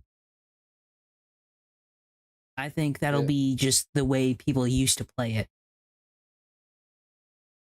yeah, it's going to be interesting to see how that all interplays because It'll be very interesting. yeah, so they keep like the newer classes would be able to or accommodate that no problem. So I don't see that being a problem. But the legacy classes and the legacy job system, that Hmm. is kind of where I'm wondering like how are they going to solve this problem they're creating? I think I think I know why they created it, and I think they're going to simplify the option. You know how you had like one move that would lead into three other moves, right? They're probably Yeah, going to kind of like put how those all into one button that you just have to press like three times. it's kind of like how they do with PvP. Kind of like how it basically, I think that's the guy who's actually in charge of the evolved mode, is the guy who did PvP. He's now in charge of like the most combat. Yeah, which I think they probably should have had him involved with both like PvE and PvP because those are two different skill sets. Fair. But apparently now he's in charge of the PvE as well. So he's in charge of both. I think the reason he did 16 buttons was mostly for controller. I think that's why. Well, and there's another reason too, and it's button bloat. Yeah, button bloat too, but like I really think it's for controller because 16 like limiting the buttons to 16 buttons is the exact amount for like one tab on controllers. Cause like I played like the Final Fantasy on the Steam Deck sometimes, right? There's Yeah, only which I'm like still trying to figure out. There's like on one bar there are 16 buttons. Right trigger, you get the like regular square, like X, square, triangle, O, and then you got the D pad. So like right there's like 8 buttons, and then you left the left trigger, another 8 buttons for the left trigger segment of it all. So no matter what, that's 16 buttons. That's one bar. I think they're keeping it to one bar because it'll make it easier for controller people. And the reason they're doing that is because they keep bringing it to consoles. For example, they just brought it to Final Fantasy XIV to the Nintendo Switch 2. So, in my opinion, the reason they're going to the Evolve mode is to keep it as controller friendly as possible, to make it to where they can really port Final Fantasy anywhere they want to. Which I think also kind of ties into the button bloat because they're going to need to add new abilities for the existing classes, which is going to be another button to press. And that would, in the traditional system, require another spot on the hotbar. So, and PC, yeah, it's got a lot of hotbars, but when you got on a controller, you only have so many buttons to work with. So Yeah. you got to prune it down to a certain number and stick with that number. I feel like that'll be a little bit more interesting to see how they do encounters with only 16 buttons. I feel like it'll get faster. Well, yeah, they did say they wanted to improve the speed of combat. It'll definitely, in my opinion, get a lot faster. And I think it'll be very interesting to see how they do it. It'll be a lot more button mashy than I think we are used to. Yeah, I know with Reaper it is very much combo oriented, so I'm wondering how that's going to play out. It'll probably be like the buttons are like, press this one 3 times, press another one 3 times, then as it goes on, or they could like mix and match it. It'll be very interesting to see. But I think this controller layout design is actually, like, in my opinion, the perfect idea because it makes it console friendly and you can have it on any console you want now. You have it on the Nintendo, you have it on the Xbox, you have it on the PlayStation. You literally can do the one thing World of Warcraft can't do, and that is be on every single system. Oh, and Warcraft has been working on their controller mode, from my understanding. They've been working on it, but we haven't even seen them port over to one console. Final Fantasy's been on the PlayStation for a long time. They just got to Xbox like a year ago, and they brought it to the Switch and Nintendo this year. So it's like, even if they could catch up, Final Fantasy now has a market of being one of the few MMOs on console that are actually accessible. Like, which is something MMOs probably should have been thinking about a while ago. Diana, why did you throw something at me? Also, I hope you're feeling better. I know you've been like sick for like the last week or so. How are you? Hugs for Diana. Hugs to Diana, and apparently, ow. It's so rude. I mean, it could be worse. I could be knocking stuff off the shelf. Don't knock shit off the shelf as she throws things at me. You're both being mean. So mean. How are you doing, Diana? I hope you're doing well. But yeah, no, like, what else is there to fucking mention? Ah, damn it! Why? I didn't knock the stuff off the shelf. You threw the shit at me. No, I didn't. I recently unfriended someone super close to me and it's sitting a lot, but it's okay. I'll get over it soon.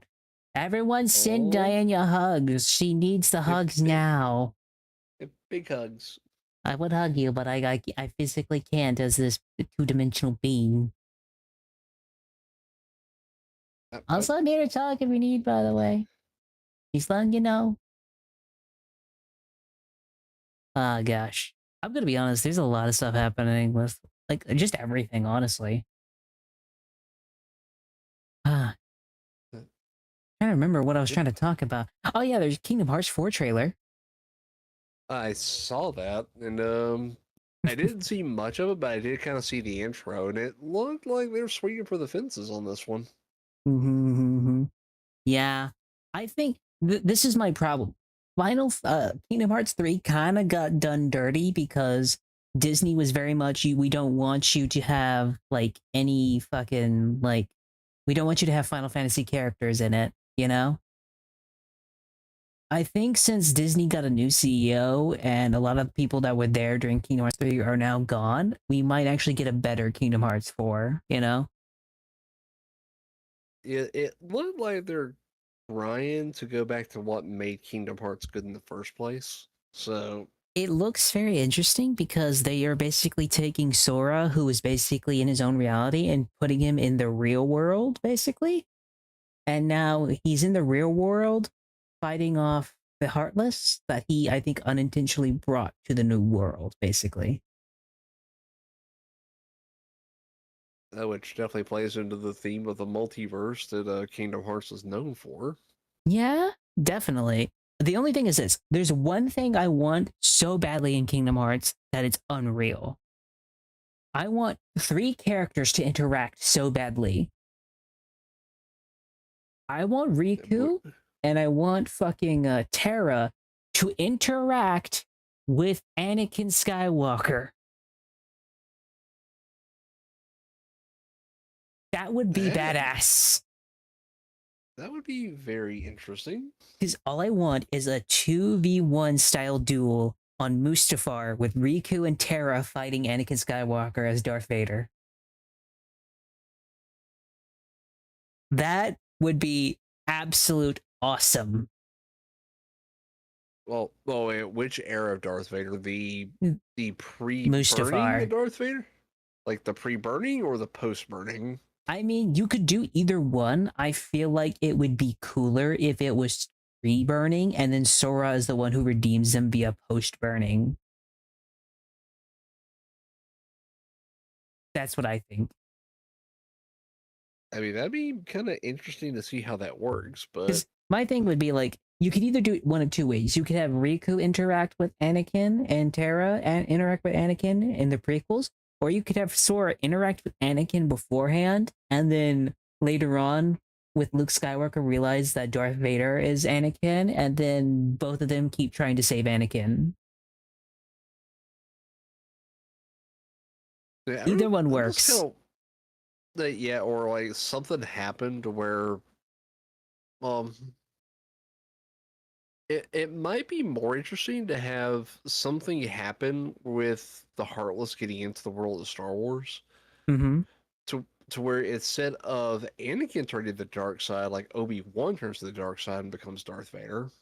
Nah, I think it'd be. Or rather, his version. I think it would be better if, like, because the thing is this: there's really so many ways you could do the interactions between those characters. The reason I want Riku to interact with Anakin so much is because Riku basically is similar version of Anakin, where Riku falls to the dark side, basically, right? And he spent his time redeeming himself. So it's very interesting to see, Riku basically trying to convince Anakin that this isn't the right way to do it, right? It'd be so interesting to see that. But then again, I could also see Sora interacting with Anakin at the beginning, becoming friends with Anakin, and then realizing later on that he's become Darth Vader, this horrendous monster, and then tries to pull like the Tron aspect. Because remember when he was like with Tron, and then Tron became Rinsler, and then the entire time Sora's like, Tron, no. Yeah, I don't think I played that one. So I played 1 and 2, but I hadn't played much Kingdom Hearts since 2. Dude, there's Dream Drop Distance, which is like a prequel, and then there's no, Dream Drop Distance is not the sequel. That's the one after, that's the sequel after 2, which is like a midpoint between 2 and 3. Then there's Birth by Sleep, which is the prequel, which comes before 1. I really want to do an entire playthrough of the entire series, but I want to go 1, 2, Birth by Sleep, Dream Drop Distance, 3, and then wait till 4. Just trying to put that order is already making my head hurt. It's a series that's been going on since 2004, I think. Yeah, 2004. It's been a while. So yeah, I played the first and the second one. I haven't played the one since then. They're really good games. They're really good. Also, I'm gonna be honest, Kingdom Hearts has like one of the best soundtracks in all of gaming, period. Yeah, well, sorry, I was yawning, but It's yeah, I always will not agree teaming. with that. I would say teaming up against like Anakin and Sora teaming up against Darth Vader wouldn't be cool, but I feel like it'd be hard to do. I feel like honestly, the best thing they could do is have like Anakin and Sora versus Dooku, and then later on switch to Luke Skywalker and Sora versus Darth Vader. That would be cool. That would be very cool. I really feel like since they got Star Wars now, they should introduce Star Wars into Kingdom Hearts. It'd be really cool. But honestly, I'm curious what they're going to be doing with these sort of worlds because from what I've been hearing is like the new social, like the new hub area is going to be the city of Quadratum, because the guy who made this game also tried to make like Final Fantasy Versus 13, and they kind of canned that. Remember? Didn't that become a different Final Fantasy game, if I recall? It became Final Fantasy 15, but the director was canned. He got, the director went back to Kingdom Hearts. He made Kingdom Hearts 3, and now he's making Kingdom Hearts 4. But he's basically introducing a lot of the elements from Final Fantasy Versus 13 back into Kingdom Hearts since he really wanted to finish that story. So that's what he's doing now.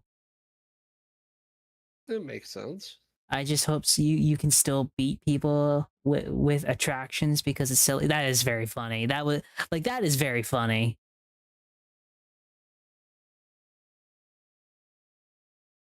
Because let's be honest, it's one thing just to beat people with teacups. It's funny. Wait, Oh my like gosh. beating people with teacups. So in Kingdom Hearts 3, you can summon like one of the cool things in Kingdom Hearts 3 is they were like Disney World attractions, right? You would actually be able to summon them as like attack moves. So you would like actually summon the rides. You would summon the ride as like the teacups, you would spin around and just knock all the Heartless around. It was very fun.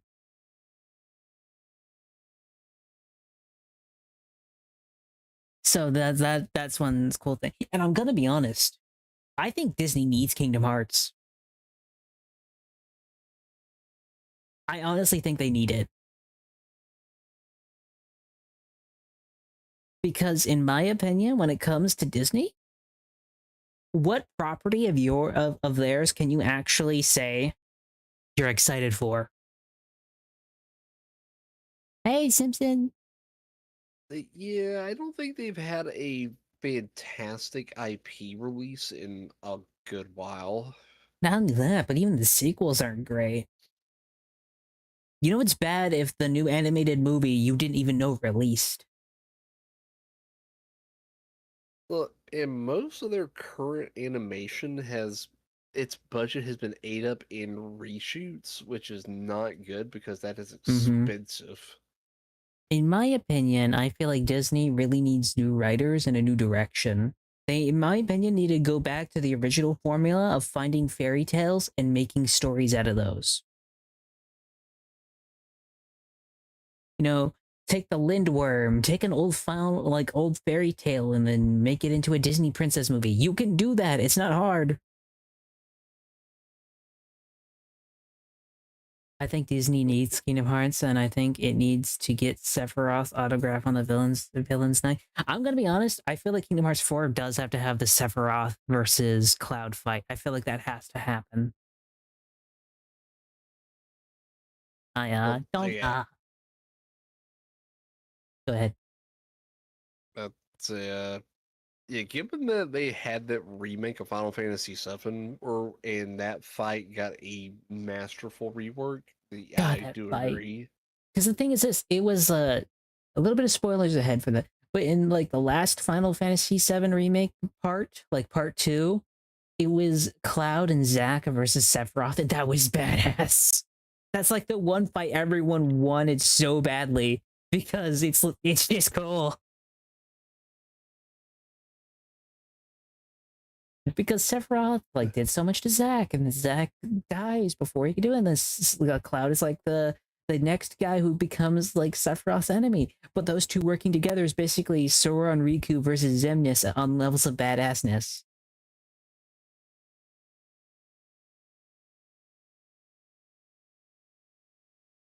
It's so cool. And that is definitely on my list to do a full playthrough of, but I just have to find time to do it. Oh yeah. I'm gonna be honest, I still have Final Fantasy VII Remake. I don't have Rebirth yet. I could buy that one, but I haven't done that yet. I think I'm gonna Yeah. wait till the third part releases, and then I'm gonna do a playthrough of all three of them all at once, basically. Yeah, I've got Rebirth. I just haven't played it yet. I don't have Rebirth. I think Disney needs. Yeah, I'm gonna be honest. I think Disney needs Kingdom Hearts, and I'm gonna be honest. Disney needs to expand into video games, like more than they are. Like they actually need to start producing video games. Yeah, one they like. It's not my type of video game, but I could see why it's popular. Is a Dreamlight Valley. That is a really good one that Disney could have capitalized on better. They could have capitalized on better. I know a few people that play it, but it's not like it's sold badly. But man, like do more games like that. I heard that they're trying to make an extraction shooter for whatever reason. That I like. That is not a game that makes sense for Disney. I'm sorry, it just doesn't. Here's the thing.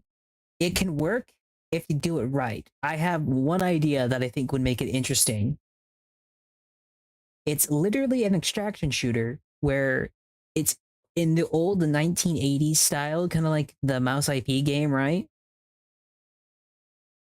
But you're working against, like, you're working for one of three people. You're either working for Mickey Mouse, Donald Duck, or fucking Goofy. And they're all fighting over territory in this like rundown city as like mod bosses. So basically, we're like the Steamboat Willie era, It's the but they're mob bosses. Steamboat Willie era, but they're all mob bosses, and you have to have fun with it. I think if you do that, it would be so interesting to play through. But I'm gonna be honest, I don't think they're gonna do that. Like you could have other Disney characters start working for specific characters too. Like you could have like Aladdin working for Mickey Mouse while the genie's working for fucking Donald or Goofy. You know? Like you could have so much fun with that. Yeah, where I could see Jafar, where I was working for Goofy, and Goofy being this evil mastermind. you just make me like have fun with it. You're Disney.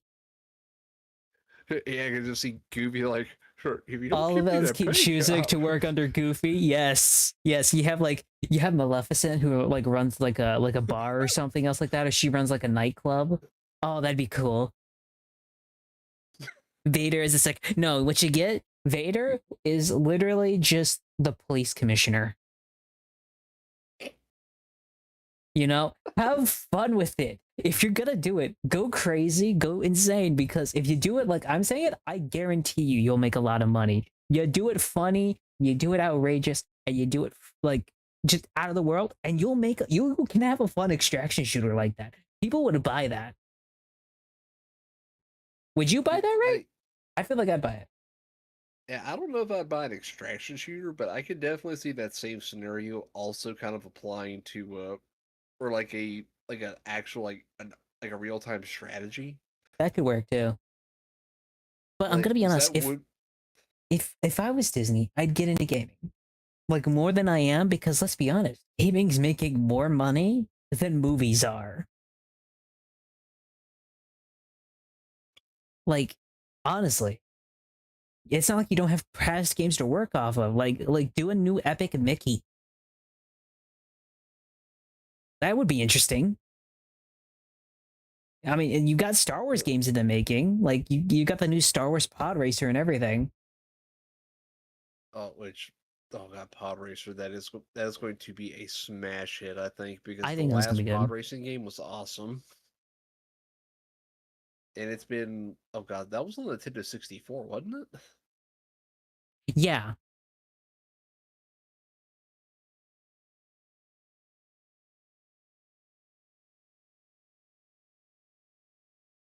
It's one of those things of I feel like if Disney really wants to do well, they have to expand into video games. I feel like video games are just the thing they need to go into. And it's one of those things of I think most companies in movies should go into video games. Hell, Amazon was trying to get into video games, but they just did it wrong. You don't need to do a live service. Do one game, make that one popular, and you'll have a franchise that you can now make more games off of, or even just do other games like that. I mean, back when Disney was making games before they stopped after like I think it was like 2013, they had Epic Mickey, a Split Second, which was fantastic. Lots of stuff. Yeah, I think like Amazon's biggest problem, and it might not be as big a problem with Disney under new leadership, but it is the perpetual revenue stream that they keep fixating on, and like that's just not realistic right now. I mean, yeah, I agree. But it's one of those things of like you could actually have a more recurring revenue stream if you're doing video games as well. Like, for example, you own Marvel, you own like X-Men. I remember playing, was it the X-Men Apocalypse game? Did you ever play that one? X-Men Legends Apocalypse? Uh, I don't think I did, no. It was basically a Diablo style X-Men video game, and it was fantastic. Like, that's kind of interesting. I mean, in terms Dude, of concept. it was back on the GameCube, but it was a fantastic video game. Get to play Iceman, Cyclops, uh, Wolverine, all the shebang. You know, it was so cool. You got to play as Gambit, and you got to play some of the Brotherhood characters. Like I think I don't remember if you got to play as Sabretooth. I don't think you got to play as Sabretooth, but you got to play as a lot of characters. And then the same guys that did that also made Marvel Ultimate Alliance. So, you know, it's one of those things of you have IPs to work off video games. You have all the stuff that you could do. You just need to license them out to the right companies to make these video games for you, and you can make a lot of money. Hell, Well, you still sort of do that with Kingdom Hearts. That's I'm gonna be honest. If I was the leader of Disney, I'd buy Square Enix at this point. I don't think they can afford Square Enix right now. Not right now, but if I could, I would have. Like, you know, that's my point. The new X-Men show and Well, Marvel Rivals are repairing literal decades of Cyclops slander. That's fair. That's fair. Cyclops was slandered for a long time. oh, speaking of that, have you seen the newest Wolverine game trailer? I did, but the problem is I lost all interest in the game when they announced that it was going to be exclusive to PlayStation 5. Well, yeah, but my point is like that is actually a good showcase for what a Marvel game can be if Disney plays with that IP correctly. I think they are because PS, they had to it, sign off on it. You know? yeah, but so PS5 exclusive or not, like I think that game will probably do well. I'm I'm not so sure. Now, I think it will because it's appealing to an audience that actually wants that type of game, which is like it's got that Batman Arkham feel, but with Wolverine and claws. I agree. And like I disagree with your point. My thing is this. The reason I don't think it'll be as successful as they're hoping is because it is an exclusive now. Well, And I think and I with the think previous examples of Final Fantasy VII Rebirth not doing well, Final Fantasy 16 not doing well, and a lot of the other exclusive games that they had not doing as well on the console is kind of proof that they don't have the number of people on the PlayStation 5 to make up a good majority of the thing. You know, well, it'd basically I be think like if you want PlayStation 5 to be I think they don't have the amount of people on PlayStation 5 they want, which is why they're banking on, you know, Wolverine and GTA 6 to bring people to PlayStation 5 to finally upgrade. That's what well, they're hoping for. I think it's worth making a distinction between doing well and doing as well as they hope, because I think those are two different metrics. That's fair. What would you consider to be doing well? Well, Well, for a exclusive, enough to break even, like for in terms of development costs versus sales. Alright. If they can break even and cover marketing costs, then I think they will have done well enough to keep the lights on. Now, is that the same metric as being successful enough for Disney standards? That's a different question. Here's Is my like I thing. pointed out, was No, go that ahead, the say. Final Fantasy VII remakes Mm-hmm. Mm-hmm. did well, but not well enough for what Square Enix was wanting, which I think is a different metric. The problem with those metrics is I see it as this. If I'm a business, right, I want the games to do well. I don't want them to break even. I want them to make profit. For example, I think the reason a lot of the consoles got more expensive wasn't just because of the technology prices, which that did definitely hit them, right? I think PlayStation also saw, hey, we lost a lot of money with Concord and those other 12 games we were developing that we never actually finished development work on, right?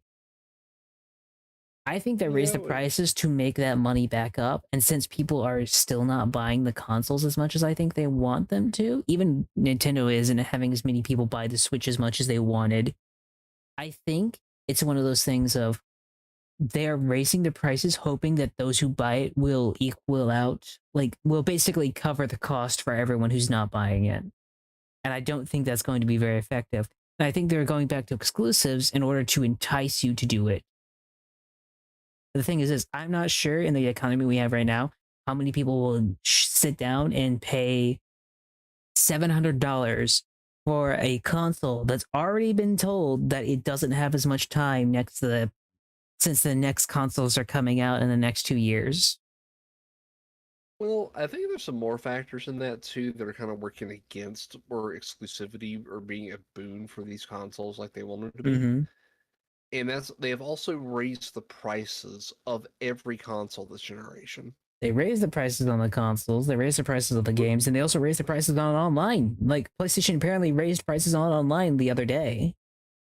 Yep, which is a net negative because, like, sure, you can get the exclusives for these for consoles, but now the consoles ain't as affordable, so there's less reason to care about the exclusives. Yeah, I don't know. It's one of those things of like, I think this exclusive stuff is going to bite them in the ass. I really think it's so. I think Well, exclusivity is generally dumb because it limits how many people can actually buy your thing. If you have a console manufacturer, it probably is a bit of a boon because it forces people into your ecosystem.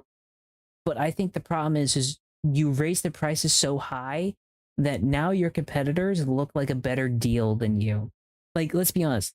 PlayStation 5 is $700 at the base price. If you want the better working one, which is the Pro, that's $900.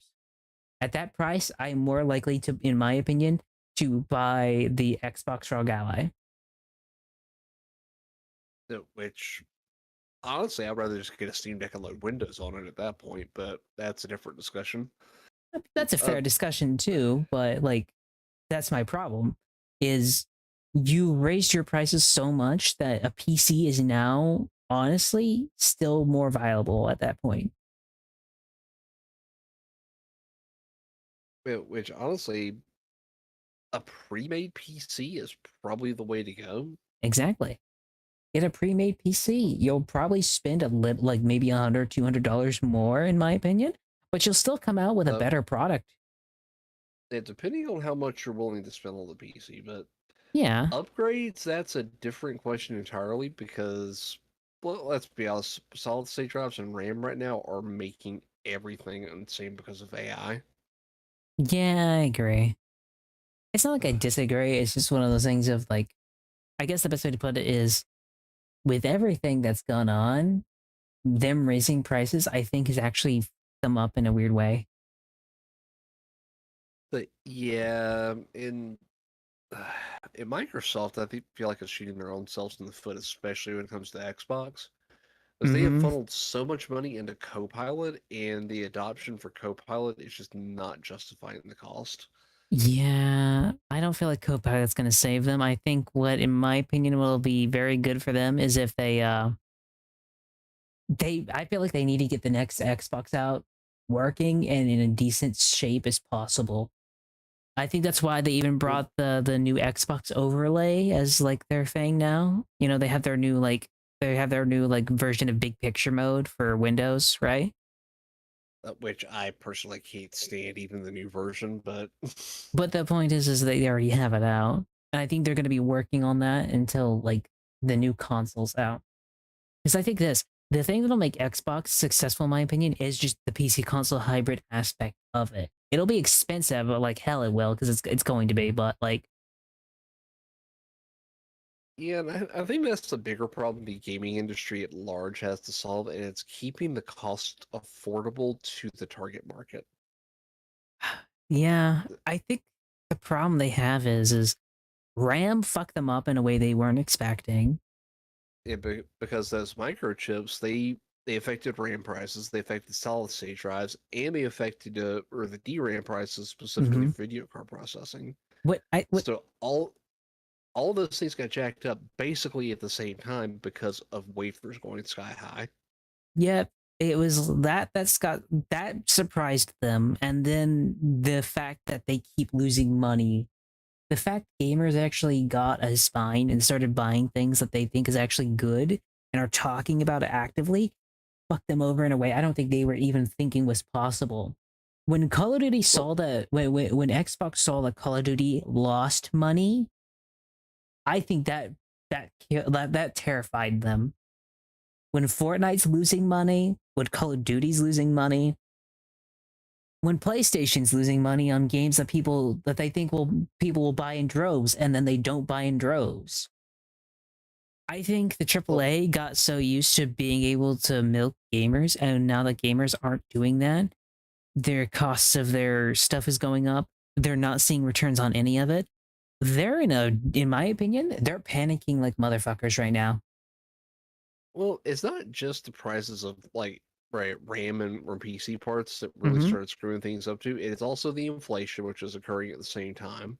Yep. Or shrinking or available budget for the average consumer. So Mm-hmm. instead of having, say, as a just a hypothetical example, $100 spare every month now because their power's gone up, or their food's gone up, or medical expenses have gone up. Like Mm-hmm. all these things are shrinking that or discretionary budget, say from 100 down to 50.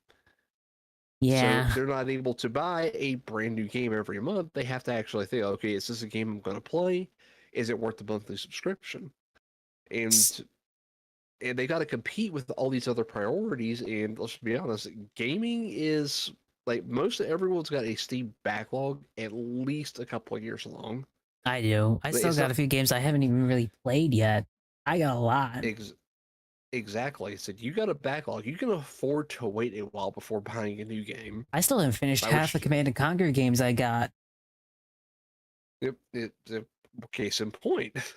Like we have options. We don't have to buy a new game every couple of months. Yeah. Like As it is, I still haven't we have finished a Power backlog. World. I don't think there is a finishing Power World, to be honest. Well, there's like a max level Power World you can reach. You know, there's max gear and everything else like that. Like getting diamond in Yeah, Minecraft, as soon as you get the amount of gear, you're kind of just like finished in a weird way. There's no end game unless to you're it, but like you've kind of finished it. As it is, I still haven't even uh, finished GTA 5. GTA 5 is what you should finish. Like I do. depending on the ending you pick, like you could either be heartbroken, or you could be like, fuck yeah. I really want to finish GTA 5, but I feel like I want to make that entire stream though, like an entire like playthrough basically. Because I'm gonna be Yeah, honest, I got stuck on this one mission where it's like Trevor's wanting you to learn how to fly a plane. I finished everything in flight school, but like it wouldn't continue on the mission. that's interesting. So Well, I've never gotten past that. yeah, I'm really interested though which of the three endings you would pick. I have no idea. I haven't got to. I should probably I should probably replay that before 6 comes out. Honestly, Probably. I'm Yep. going to bed. Why do you stop by? Okay, goodbye. Thank you so much for being here, though. Ohayou gozaimasu. I will say this though. When it comes to like everything that's going on video game wise, I feel like video games are going to be very interesting going on, because I feel like 2027 or yeah 2027 will be a fantastic year for video games.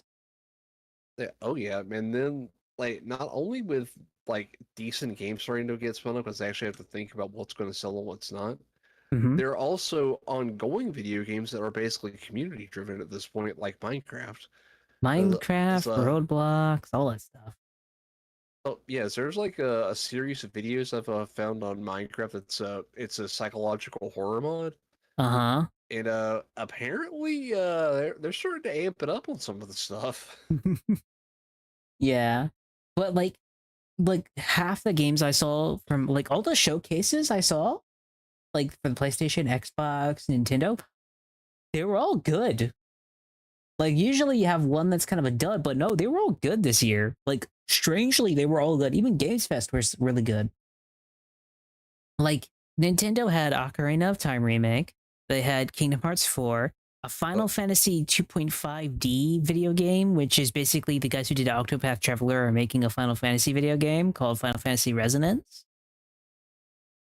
Um, that's like the three that really stood out on the Nintendo showcase. Uh, the the for me another Ocarina of Time remake, just like come on, you've re-released that game like 8 times. Like do something new. oh, let's be fair, you haven't had Ocarina of Time on a console for a long time, and let's be honest, a remake of Ocarina of Time is still kind of cool. I feel like that's fine. Like the Ocarina of Time remake, especially since it's releasing this year, that's cool. Like, you know, I mean, I get why they're releasing it, but at the same time, like I also played it on the Nintendo 64 and actually hard moded it. fair, but I feel like it could be cool though. I think, in my opinion, when it comes to like Nintendo, they're doing fine when it comes to video games, but just on the hardware aspect, I don't like them. When it comes to PlayStation, the few games that they do have coming out, like Wolverine looks pretty good. The new God of War looks fine. But like Yep. other than that, there wasn't too much I really looked forward to. But like Xbox had Spyro, it had fucking oh no, PlayStation had a new Rayman. Well, that's a name I haven't heard in a long time. Yeah, there's a new Rayman game coming out. Xbox is literally a new Spyro game actually, so that's cool. Persona 6 was announced at Xbox along with the like Persona 4 remake getting a release date. So that was cool. And the fact that Kingdom Hearts and Persona were on PlayStation is kind of hilarious.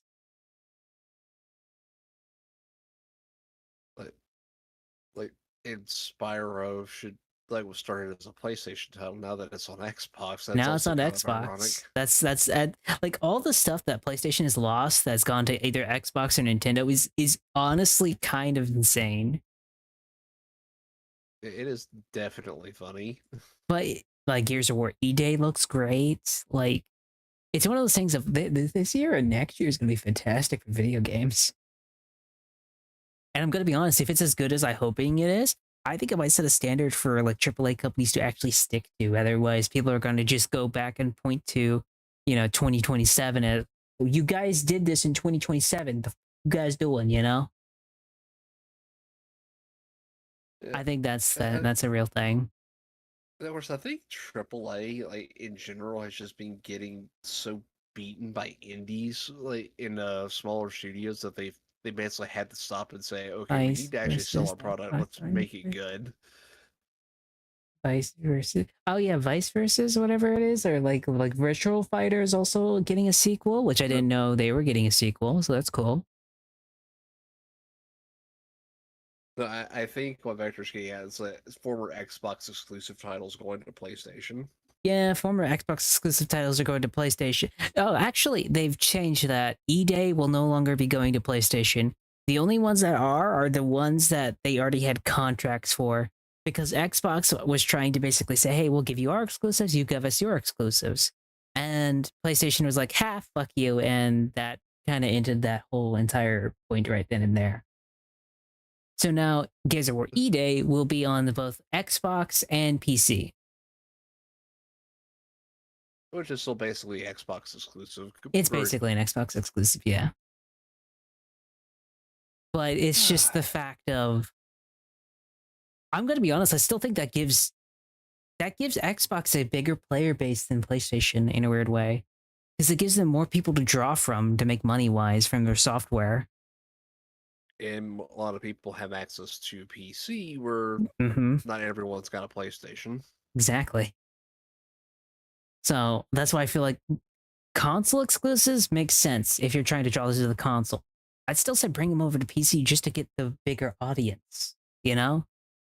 And that's why I think the exclusivity just doesn't make a whole lot of sense in the current climates because I don't know about you, but I ain't got to spare $600 to cough up for a Hell console. no. I do not have that. I'm not going to cough that up for a console. I honestly think that PlayStation will eventually go back to PC, but they'll probably do it via their own launcher. Which I don't care for multiple launchers, but I mean, the point is I'd rather it be on a different launcher and still come to PC than it just never come to PC at all, you know? But I think the problem PlayStation is running into is they need to figure out a way that their console itself can compete with Xbox and the Steam machine. Because I think the Steam machine, depending on price point, will actually sell pretty well. I think it's gonna be probably more expensive than the current consoles. I That's think my what's prediction. my prediction is this: Steam machine will cost a minimum of $900. Yeah, I think the I next think that's the low end. I think that's my lowest end guess for the Steam machine, yeah. But I think the Steam machine will cost a minimum of $900 to $1,000. The next Xbox will be at least $1,200. The next PlayStation will be $1,200. Because the thing is this, PlayStation will charge the same amount as Xbox and think they're better than Xbox just because, let's be honest, they really haven't learned too much and they've been on a high horse the entire time.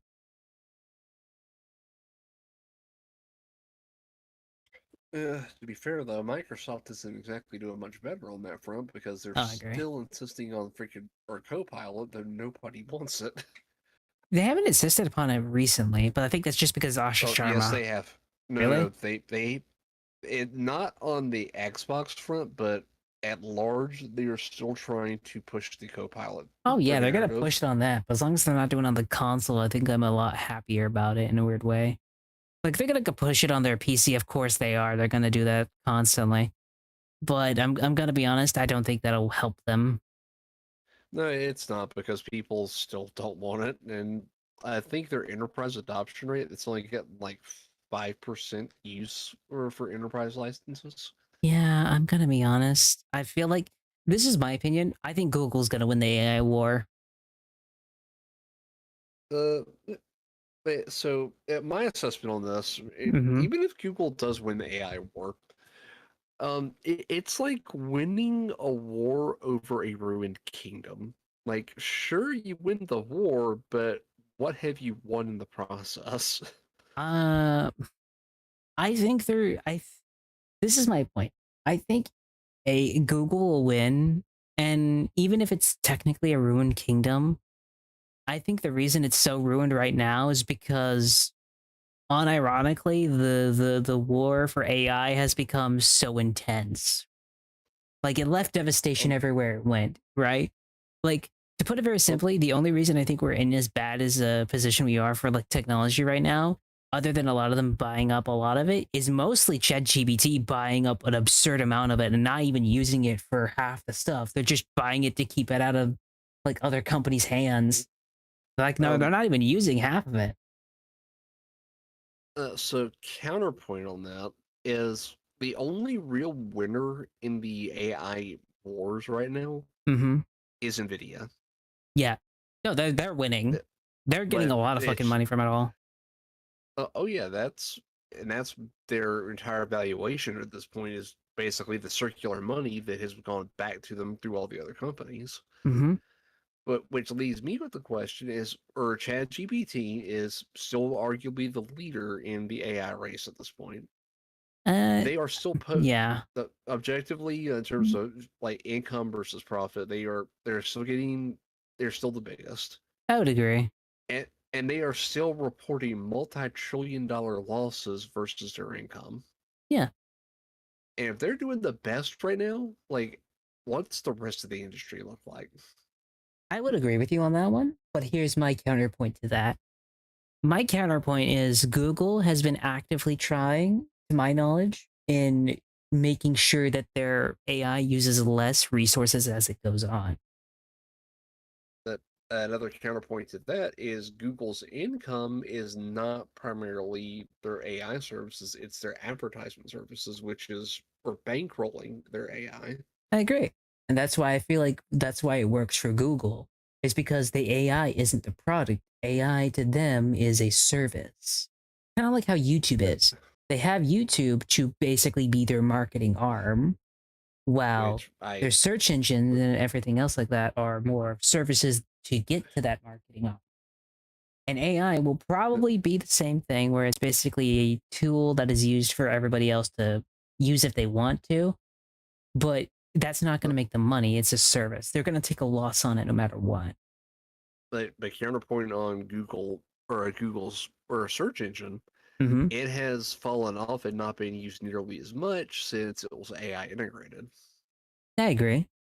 The other web crawlers have surged in use or since that point. True. But I'm going to be honest. If, say, in my opinion, ChatGPT and a few others shut down, I feel like Google will probably see a bit of a resurgence being the one to actually run AI. I don't think it's Well, like the best idea ever, but if you're gonna, that's why I think Google's gonna win it, is because they can technically bankroll their AI usage via other sources. Well, ChatGPT, if it doesn't make money, will just eventually implode on them. That's why they even had to shut down the Sora app, and Disney's even mad at them at this point. Like, it's one of those things of, I agree. I don't think AI is going to cease to be a thing like everyone wants it to be. no, no, that genie's out of the bag. The It's out of the question bag. is, the real question with AI is what is going to end up being the scope of it. I think AI, in my opinion, should be like, if it's in a creative aspect, should be the way to do references. Like, if I want a reference for like what I'm thinking, like I come up with a random idea, right? I want a random reference for it so I can draw inspiration from it. I should not use the reference in the game as actual art or anything else like that, right? But it is a good reference to draw from, to get ideas. And also, I think AI for like video games specifically should be used for like AI understanding of movement patterns. For example, like Arc Raid is just a perfect example of this. Though the way the robots move is actually based on AI, which makes them very interesting to fight. Like, I was ziplining once, and then one of the big robots decided, "Hey, you're not gonna get away from me that easily." Jumps and fucking smacks me off the damn like zip line. Well, another interesting use in terms of games is games like Grand Theft Auto. Like Yeah, the Grand Theft Auto 5, they actually have a mod that you can install through 5M really? where you can interact with the NPCs and they will actually have conversations with you. Yeah, like Skyrim does, like that one Skyrim mod. Yeah, it's basically the same mod, but tailored for a Grand Theft Auto type experience. So you can actually mention, like, if you're role playing a cop, like, you can have an arrest interaction with them and they can actually respond to you. Like, if you say, okay, I found drugs on you, what's your response? Like, this ain't my drugs, man. Like, that's my thing. It's not like I agree with a lot of people. AI is very much fucking over a lot of people and everything else like that. But it's not a bad technology together. If it's used correctly, it can be so interesting to use.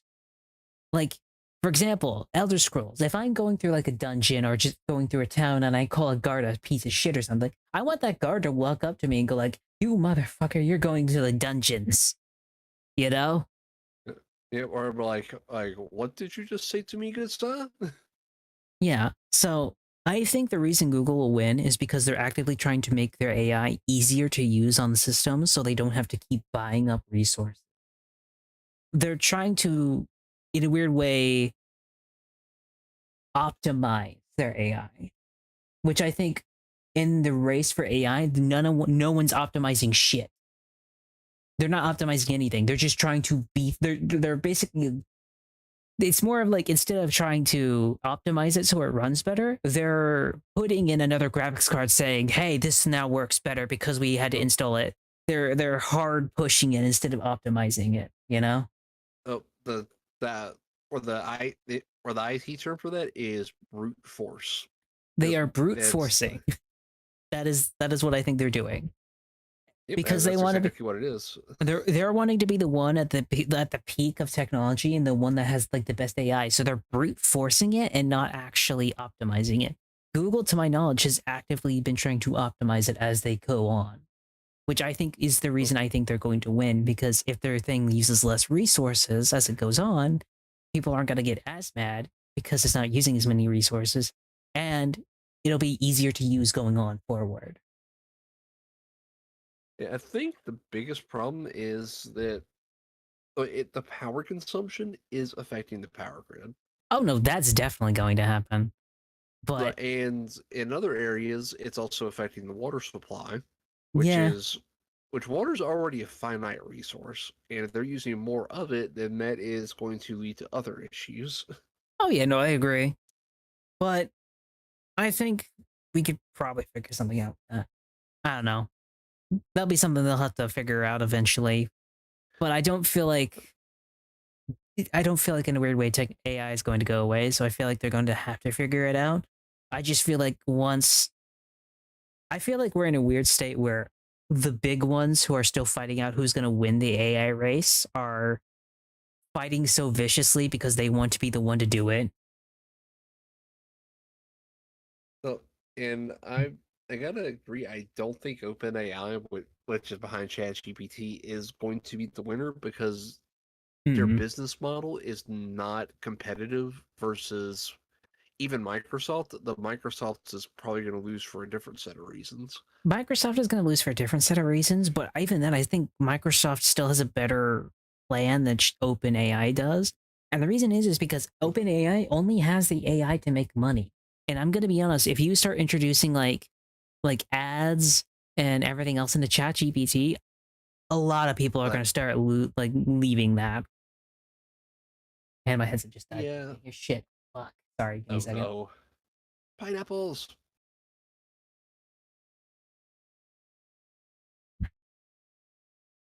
Yeah, if you really can't hear us, Okay, I can hear again. Sorry. we weren't discussing about apples. Okay. But yeah, no, I think the reason Google does is because they don't need the AI to make money. They bankroll themselves off everything else. But yeah, And Google has their entire advertisement industry, which is they're an advertisement company first, and that's mhm, why they have the search engine. That's why they acquired YouTube. Like they are ad serving engines, not and data collection engines. They're not standalone products. mhm, I agree. Like Or there's that, and then there's also the fact of like they do that, and I'm trying to think of what I was trying to say because I have a sentence, but it's like they have that, but also like generally they have other forms of revenue that makes them money, whereas like OpenAI, it's just AI. That's it. If they don't figure out a way to make the AI itself make money, they're fucked. Microsoft still has like other things too. Like they make money off Windows alone, which sure that's seeing some downsides right now because Linux is getting a little bit bigger, but right now they still have a huge majority of PC as a whole. So it's not like go ahead. speaking of companies that are crashing, it seems Adobe is not doing very well. Oh, I wonder why. It's like you try to copyright everyone's things and basically create yourself some sort of monopoly. Well, it's not just that. I mean, granted, that did affect a bunch of professionals, so I'm not discounting the impact that had overall. Mm-hmm. But their subscription model has also been increasing. Like, you have to pay more to get basic features that used to be free in Adobe Reader. Mm-hmm. Like, and just the general price on the subscription model is absurdly high. Not to mention the early termination fees. and they've just burned so much customer goodwill. Their stock value has plummeted in the past year by almost 50%. I'm gonna be honest. I think the fact that they tried to do the copyright thing hurt them in not only just business wise, but reputationally so badly that it basically made it to where it's like, if I trust Adobe with this, what if I trust Adobe with this, I might not even be able to copyright my own work. And if that's the case, I won't, like, what movie studio will hire me to make the movie in Adobe After Effects, you know? Because Adobe After Effects, a lot of the Adobe stuff is just what most people use for creative stuff now. But Yeah, because of the copyright stuff, they actively were forced into doing something else. Because movies that were making movies using Adobe After Effects, when that happened, were like, we may have to either remake the entire movie, or we're gonna have to use something else, or we're gonna have to probably pay Adobe to make sure this movie goes through. Because that happened mid like production of several things to the point where like, okay, we are now basically in debt to Adobe, whether we like it or not. And I'm gonna be honest, probably professionally, that is seen as like utter betrayal. So, ooh, you want to know how much they've declined in 5 years? How much? They have lost 66% of their stock value. It's Ugh, from 5 years ago, they are down $384 a share. $384 a share. Since 5 years ago. Oh my gosh. That is not just like a Monsterable. quick dip. Like that is a long-term trend, and that's not good. Yeah, I'm gonna be honest with Myth. That's probably good. I think I think Adobe needed to lose their spot, in my opinion, because they got way too greedy. The moment they tried to do the copyright thing is, I think, where it fucked them over. I'm pretty sure I they haven't think done anything. I'm pretty sure everything they've done afterwards probably hasn't helped them. But the copyright thing was the first domino to fall to fuck them over in the long run. look, no, I don't think that was the first. I I think the first was the SaaS model, or software as a service. And the reason I think that was the first domino to fall is because, like, sure, it made it more affordable for some people, Mm-hmm. but the subscription is getting steadily more expensive to the Yeah. point where now it is cheaper to outright buy the software for a lot of purposes, even though that's, say, the entire Adobe suite could cost you around $2,000. Well, if you're paying $50 a month for that entire suite, you're easily going to be paying more than that within a year. Yeah. So, I and I think think that was the first domino because it set the standard for the software as a service model, which is now being seen as a blight on most software. agreed. I feel like that probably was the first domino, but I feel like the copyright thing was like I don't know, it's weird. I feel like that had such a humongous impact. It was probably not even if you're probably right, it's probably not the first domino, but it's probably one of the biggest dominoes, if not the biggest But, domino. it was one of the first noticeable ones that was outside of the tech sphere. Because that affected like even movie producers, and if movie producers are like, okay, we probably won't be able to use Adobe anymore, that's a fucking humongous mistake. Oh, yeah, the legal implications was freaking off the chart because even PDF files, Yeah, like some of those are legally restricted to where only the creator should be able to look at them, especially for like law enforcement purposes or anything like Department of Defense. yeah, Like like, like some of those files, if they're stored in the cloud, are accessible by Adobe, and if they're classified, that is a big problem. mm-hmm. Having copyright over all of that would also make it to where like they owned specific versions of characters too. Because like imagine you generate the character in Adobe After Effects or anything else like that, right? Like Which fuck. opens up its own can of worms. Like that's why I'm like, I feel like that was a whole like that is probably what sent them to a realm of no return because no movie producer or anyone creatively will work with that because now you've destroyed the trust in it. The value of your company went down because they can no longer trust you to make their products. They can't use your service anymore because if you copyright it or even have the threat of copyright over their heads now, which they never thought was possible, is now such a bad thing that it's like if we use their service, we may have to lose out on the entire revenue source of the movie itself. You know? Oh, well, and it's not just that, but because they spent years not necessarily creating new products, but acquiring other products, Mm-hmm. and all these products have a very professional skill set that come with them. Like they've kind of forced, like, or a lot of companies to look at the overall cost. Like, do we keep paying a perpetual subscription model for and possibly not even have copyright to our own material, Mm-hmm. or do we pay to train the same personnel in a different software suite that is would be a one-time cost and they can keep using? Mm. That's And I mean, fair. that one time cost may also or doesn't come with any strings attached, but it's also expensive because it's professional software and they're requiring the retraining, which is going to be another cost. And if that cost is more palatable than ongoing costs with Adobe, Adobe has pretty well screwed the pooch with a longtime customer to push him to that point. Yeah. It's just one of those things of they fucked themselves over completely. I think that's what happened. Yeah, their business model is what screwed them up. Is they had a good thing and they charged too much for it and they made some very questionable choices. Mm-hmm. I really think And there's a lot of it's companies costing doing them. that. There's just a lot of them doing that. Yeah, so customers are realizing that they have a substantial amount of power and they're figuring out how to execute it. I think that's amazing too, because I honestly think it's getting better. Like everyone's like, oh, well, PlayStation's going down, Xbox is going down, Nintendo's doing somewhat all right somehow, but like they're still not doing great. I'm like, yes, yes, they are.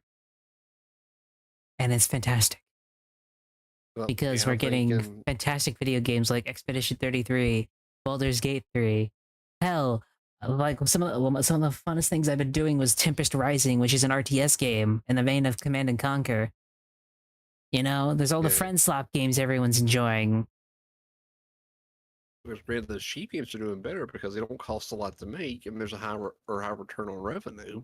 Hell, I think But what is it? Zion was playing like, well, not only friend slap game, but she's been playing was it the GTA RP more than she's been playing the actual version of GTA. You know?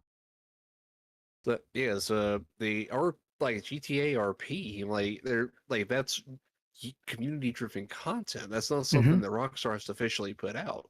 Until So apparently six, when they're actually hired the guys that did a bunch of RP servers to make like an actual game mode of that.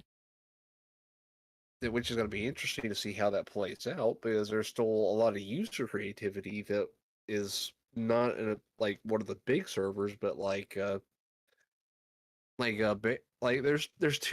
or GTA RP or creators I follow religiously because they're freaking awesome. Mm-hmm. Jeff Favignano and Bay Area Bugs. Mm-hmm. They for the longest time, or Jeff had a very customized or server with a entire new landmass and everything that was exclusive to his RP server. Mm.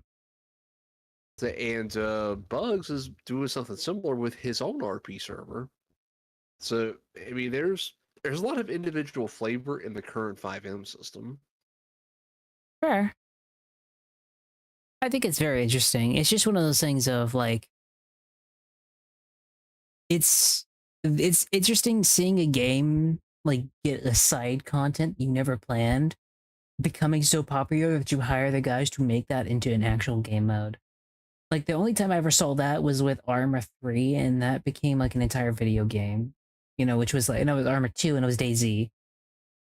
Oh, it happened with Sonic as well. As Sonic Mania, Not that Mania? actually, yeah, Sonic Mania was born of a passionate fan creator who was doing an HD remaster of Sonic the Hedgehog 2. Funsies?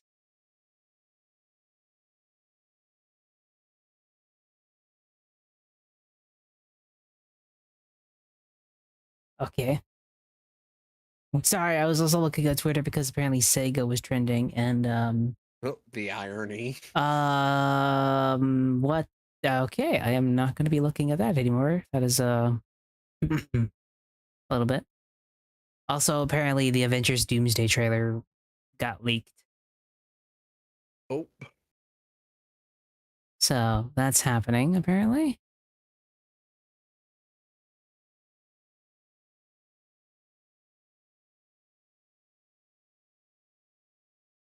Interesting.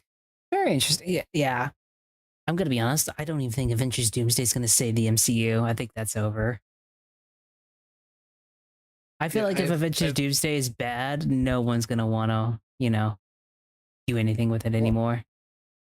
I think there is potential for that to at least get the momentum built back up, but they've got a long uphill battle to get that back to where it was, if they even can. They have to like Doomsday has to be good, but it has to be really, really good. And then after that, they actually have to have like movies come after it that are also very good, you know? Yeah, and they have to do the marketing and the storytelling correctly, which they have just not been doing for the past decade. Yeah. It's also the story writing just needs to get better. There's a lot of things that just boils down to them just needing to do better writing. And I think that's a common theme even to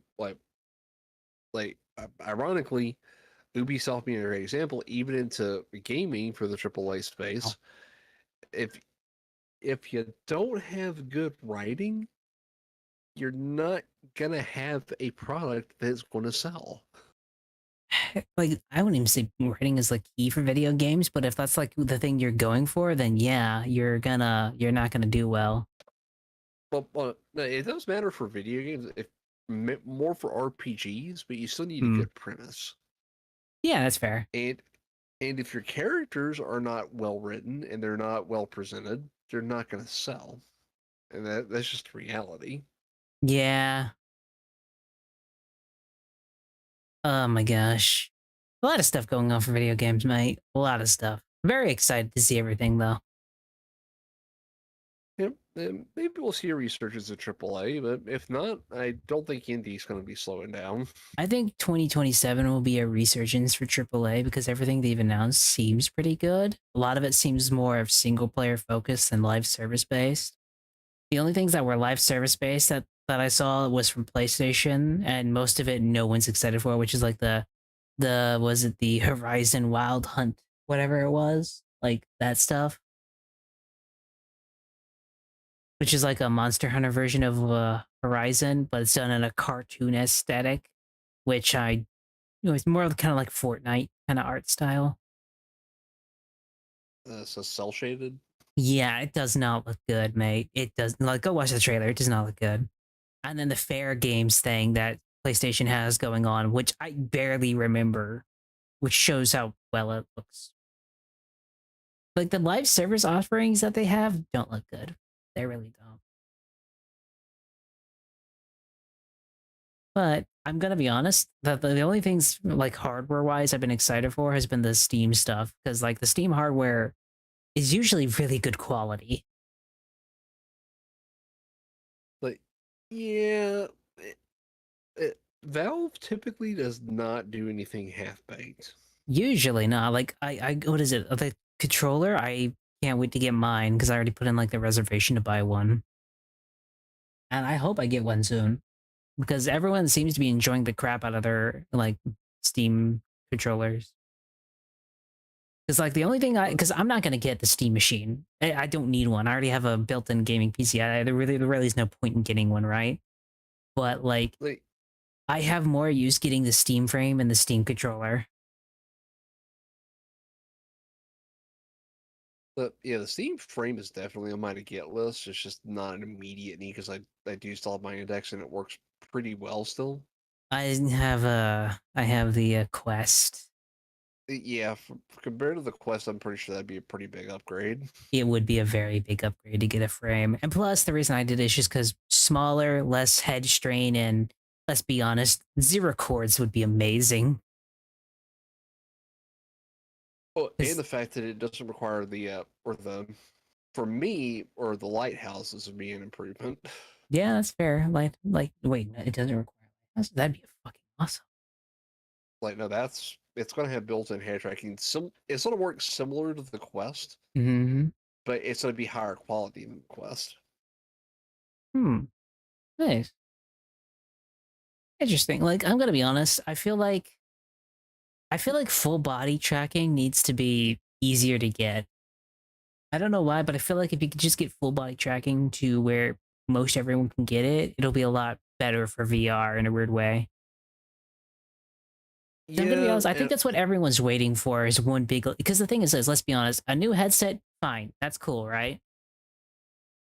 The fact there's been several new headsets and not there's not hasn't really been a big change in it is kind of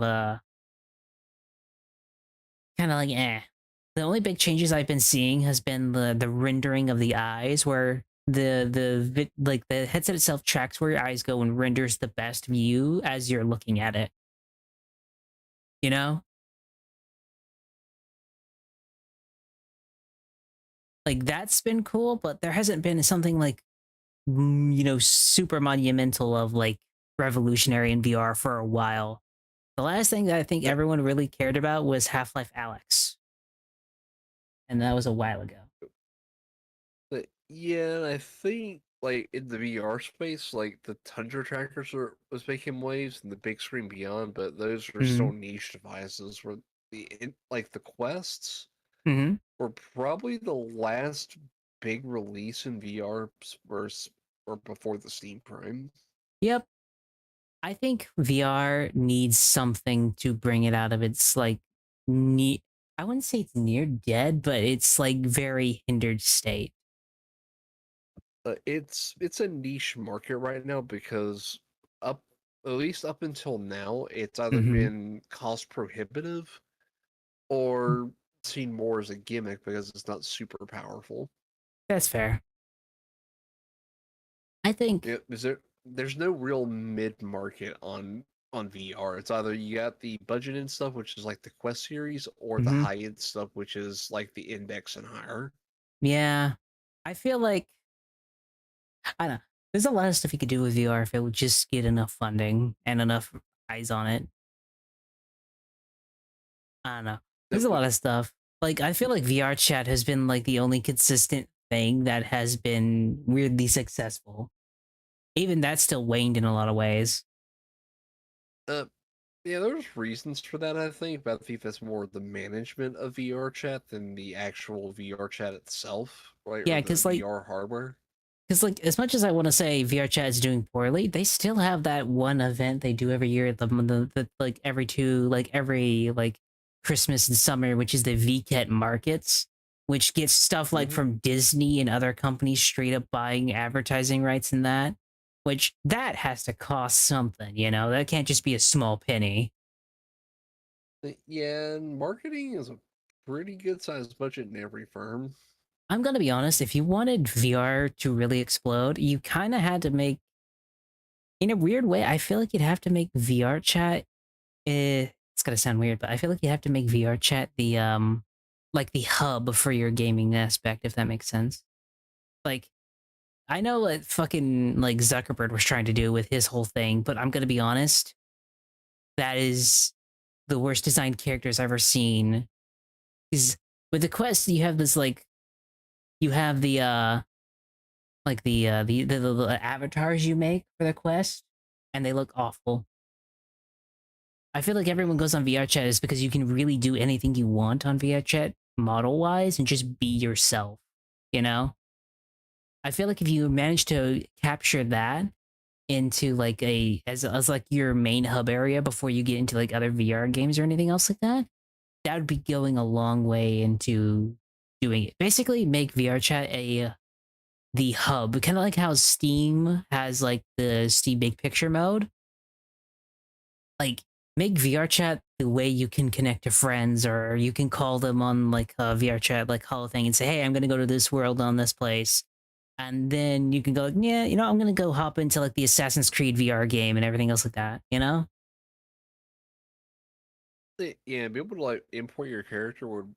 I can see why that would have an appeal, but at the same time, I think the challenge is like the capabilities and making sure that there's no cheating in other games.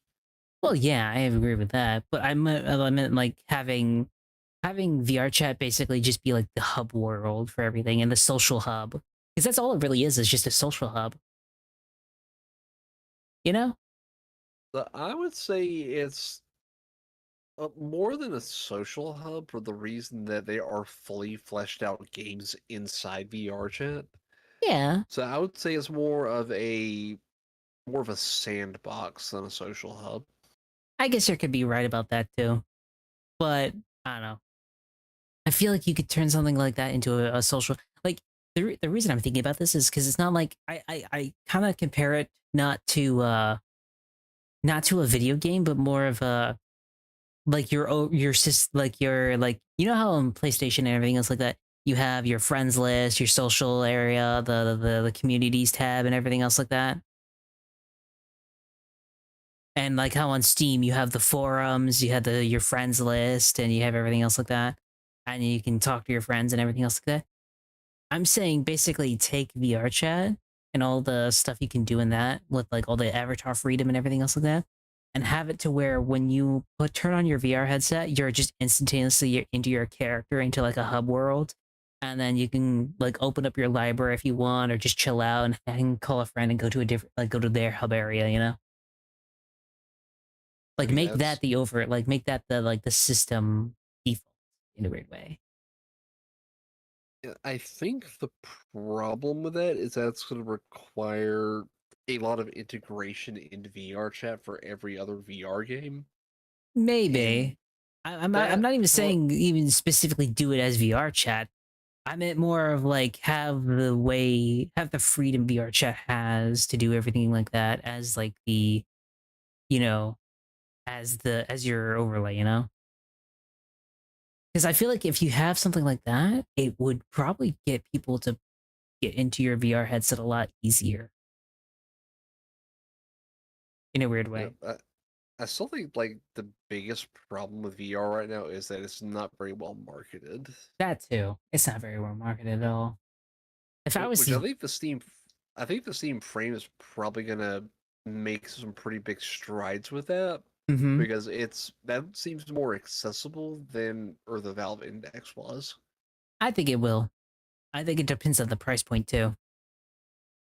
Yeah, and that's the affordability aspect. Yeah.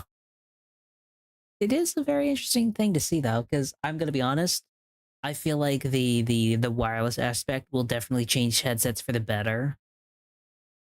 Because let's be honest, the wires are a little annoying.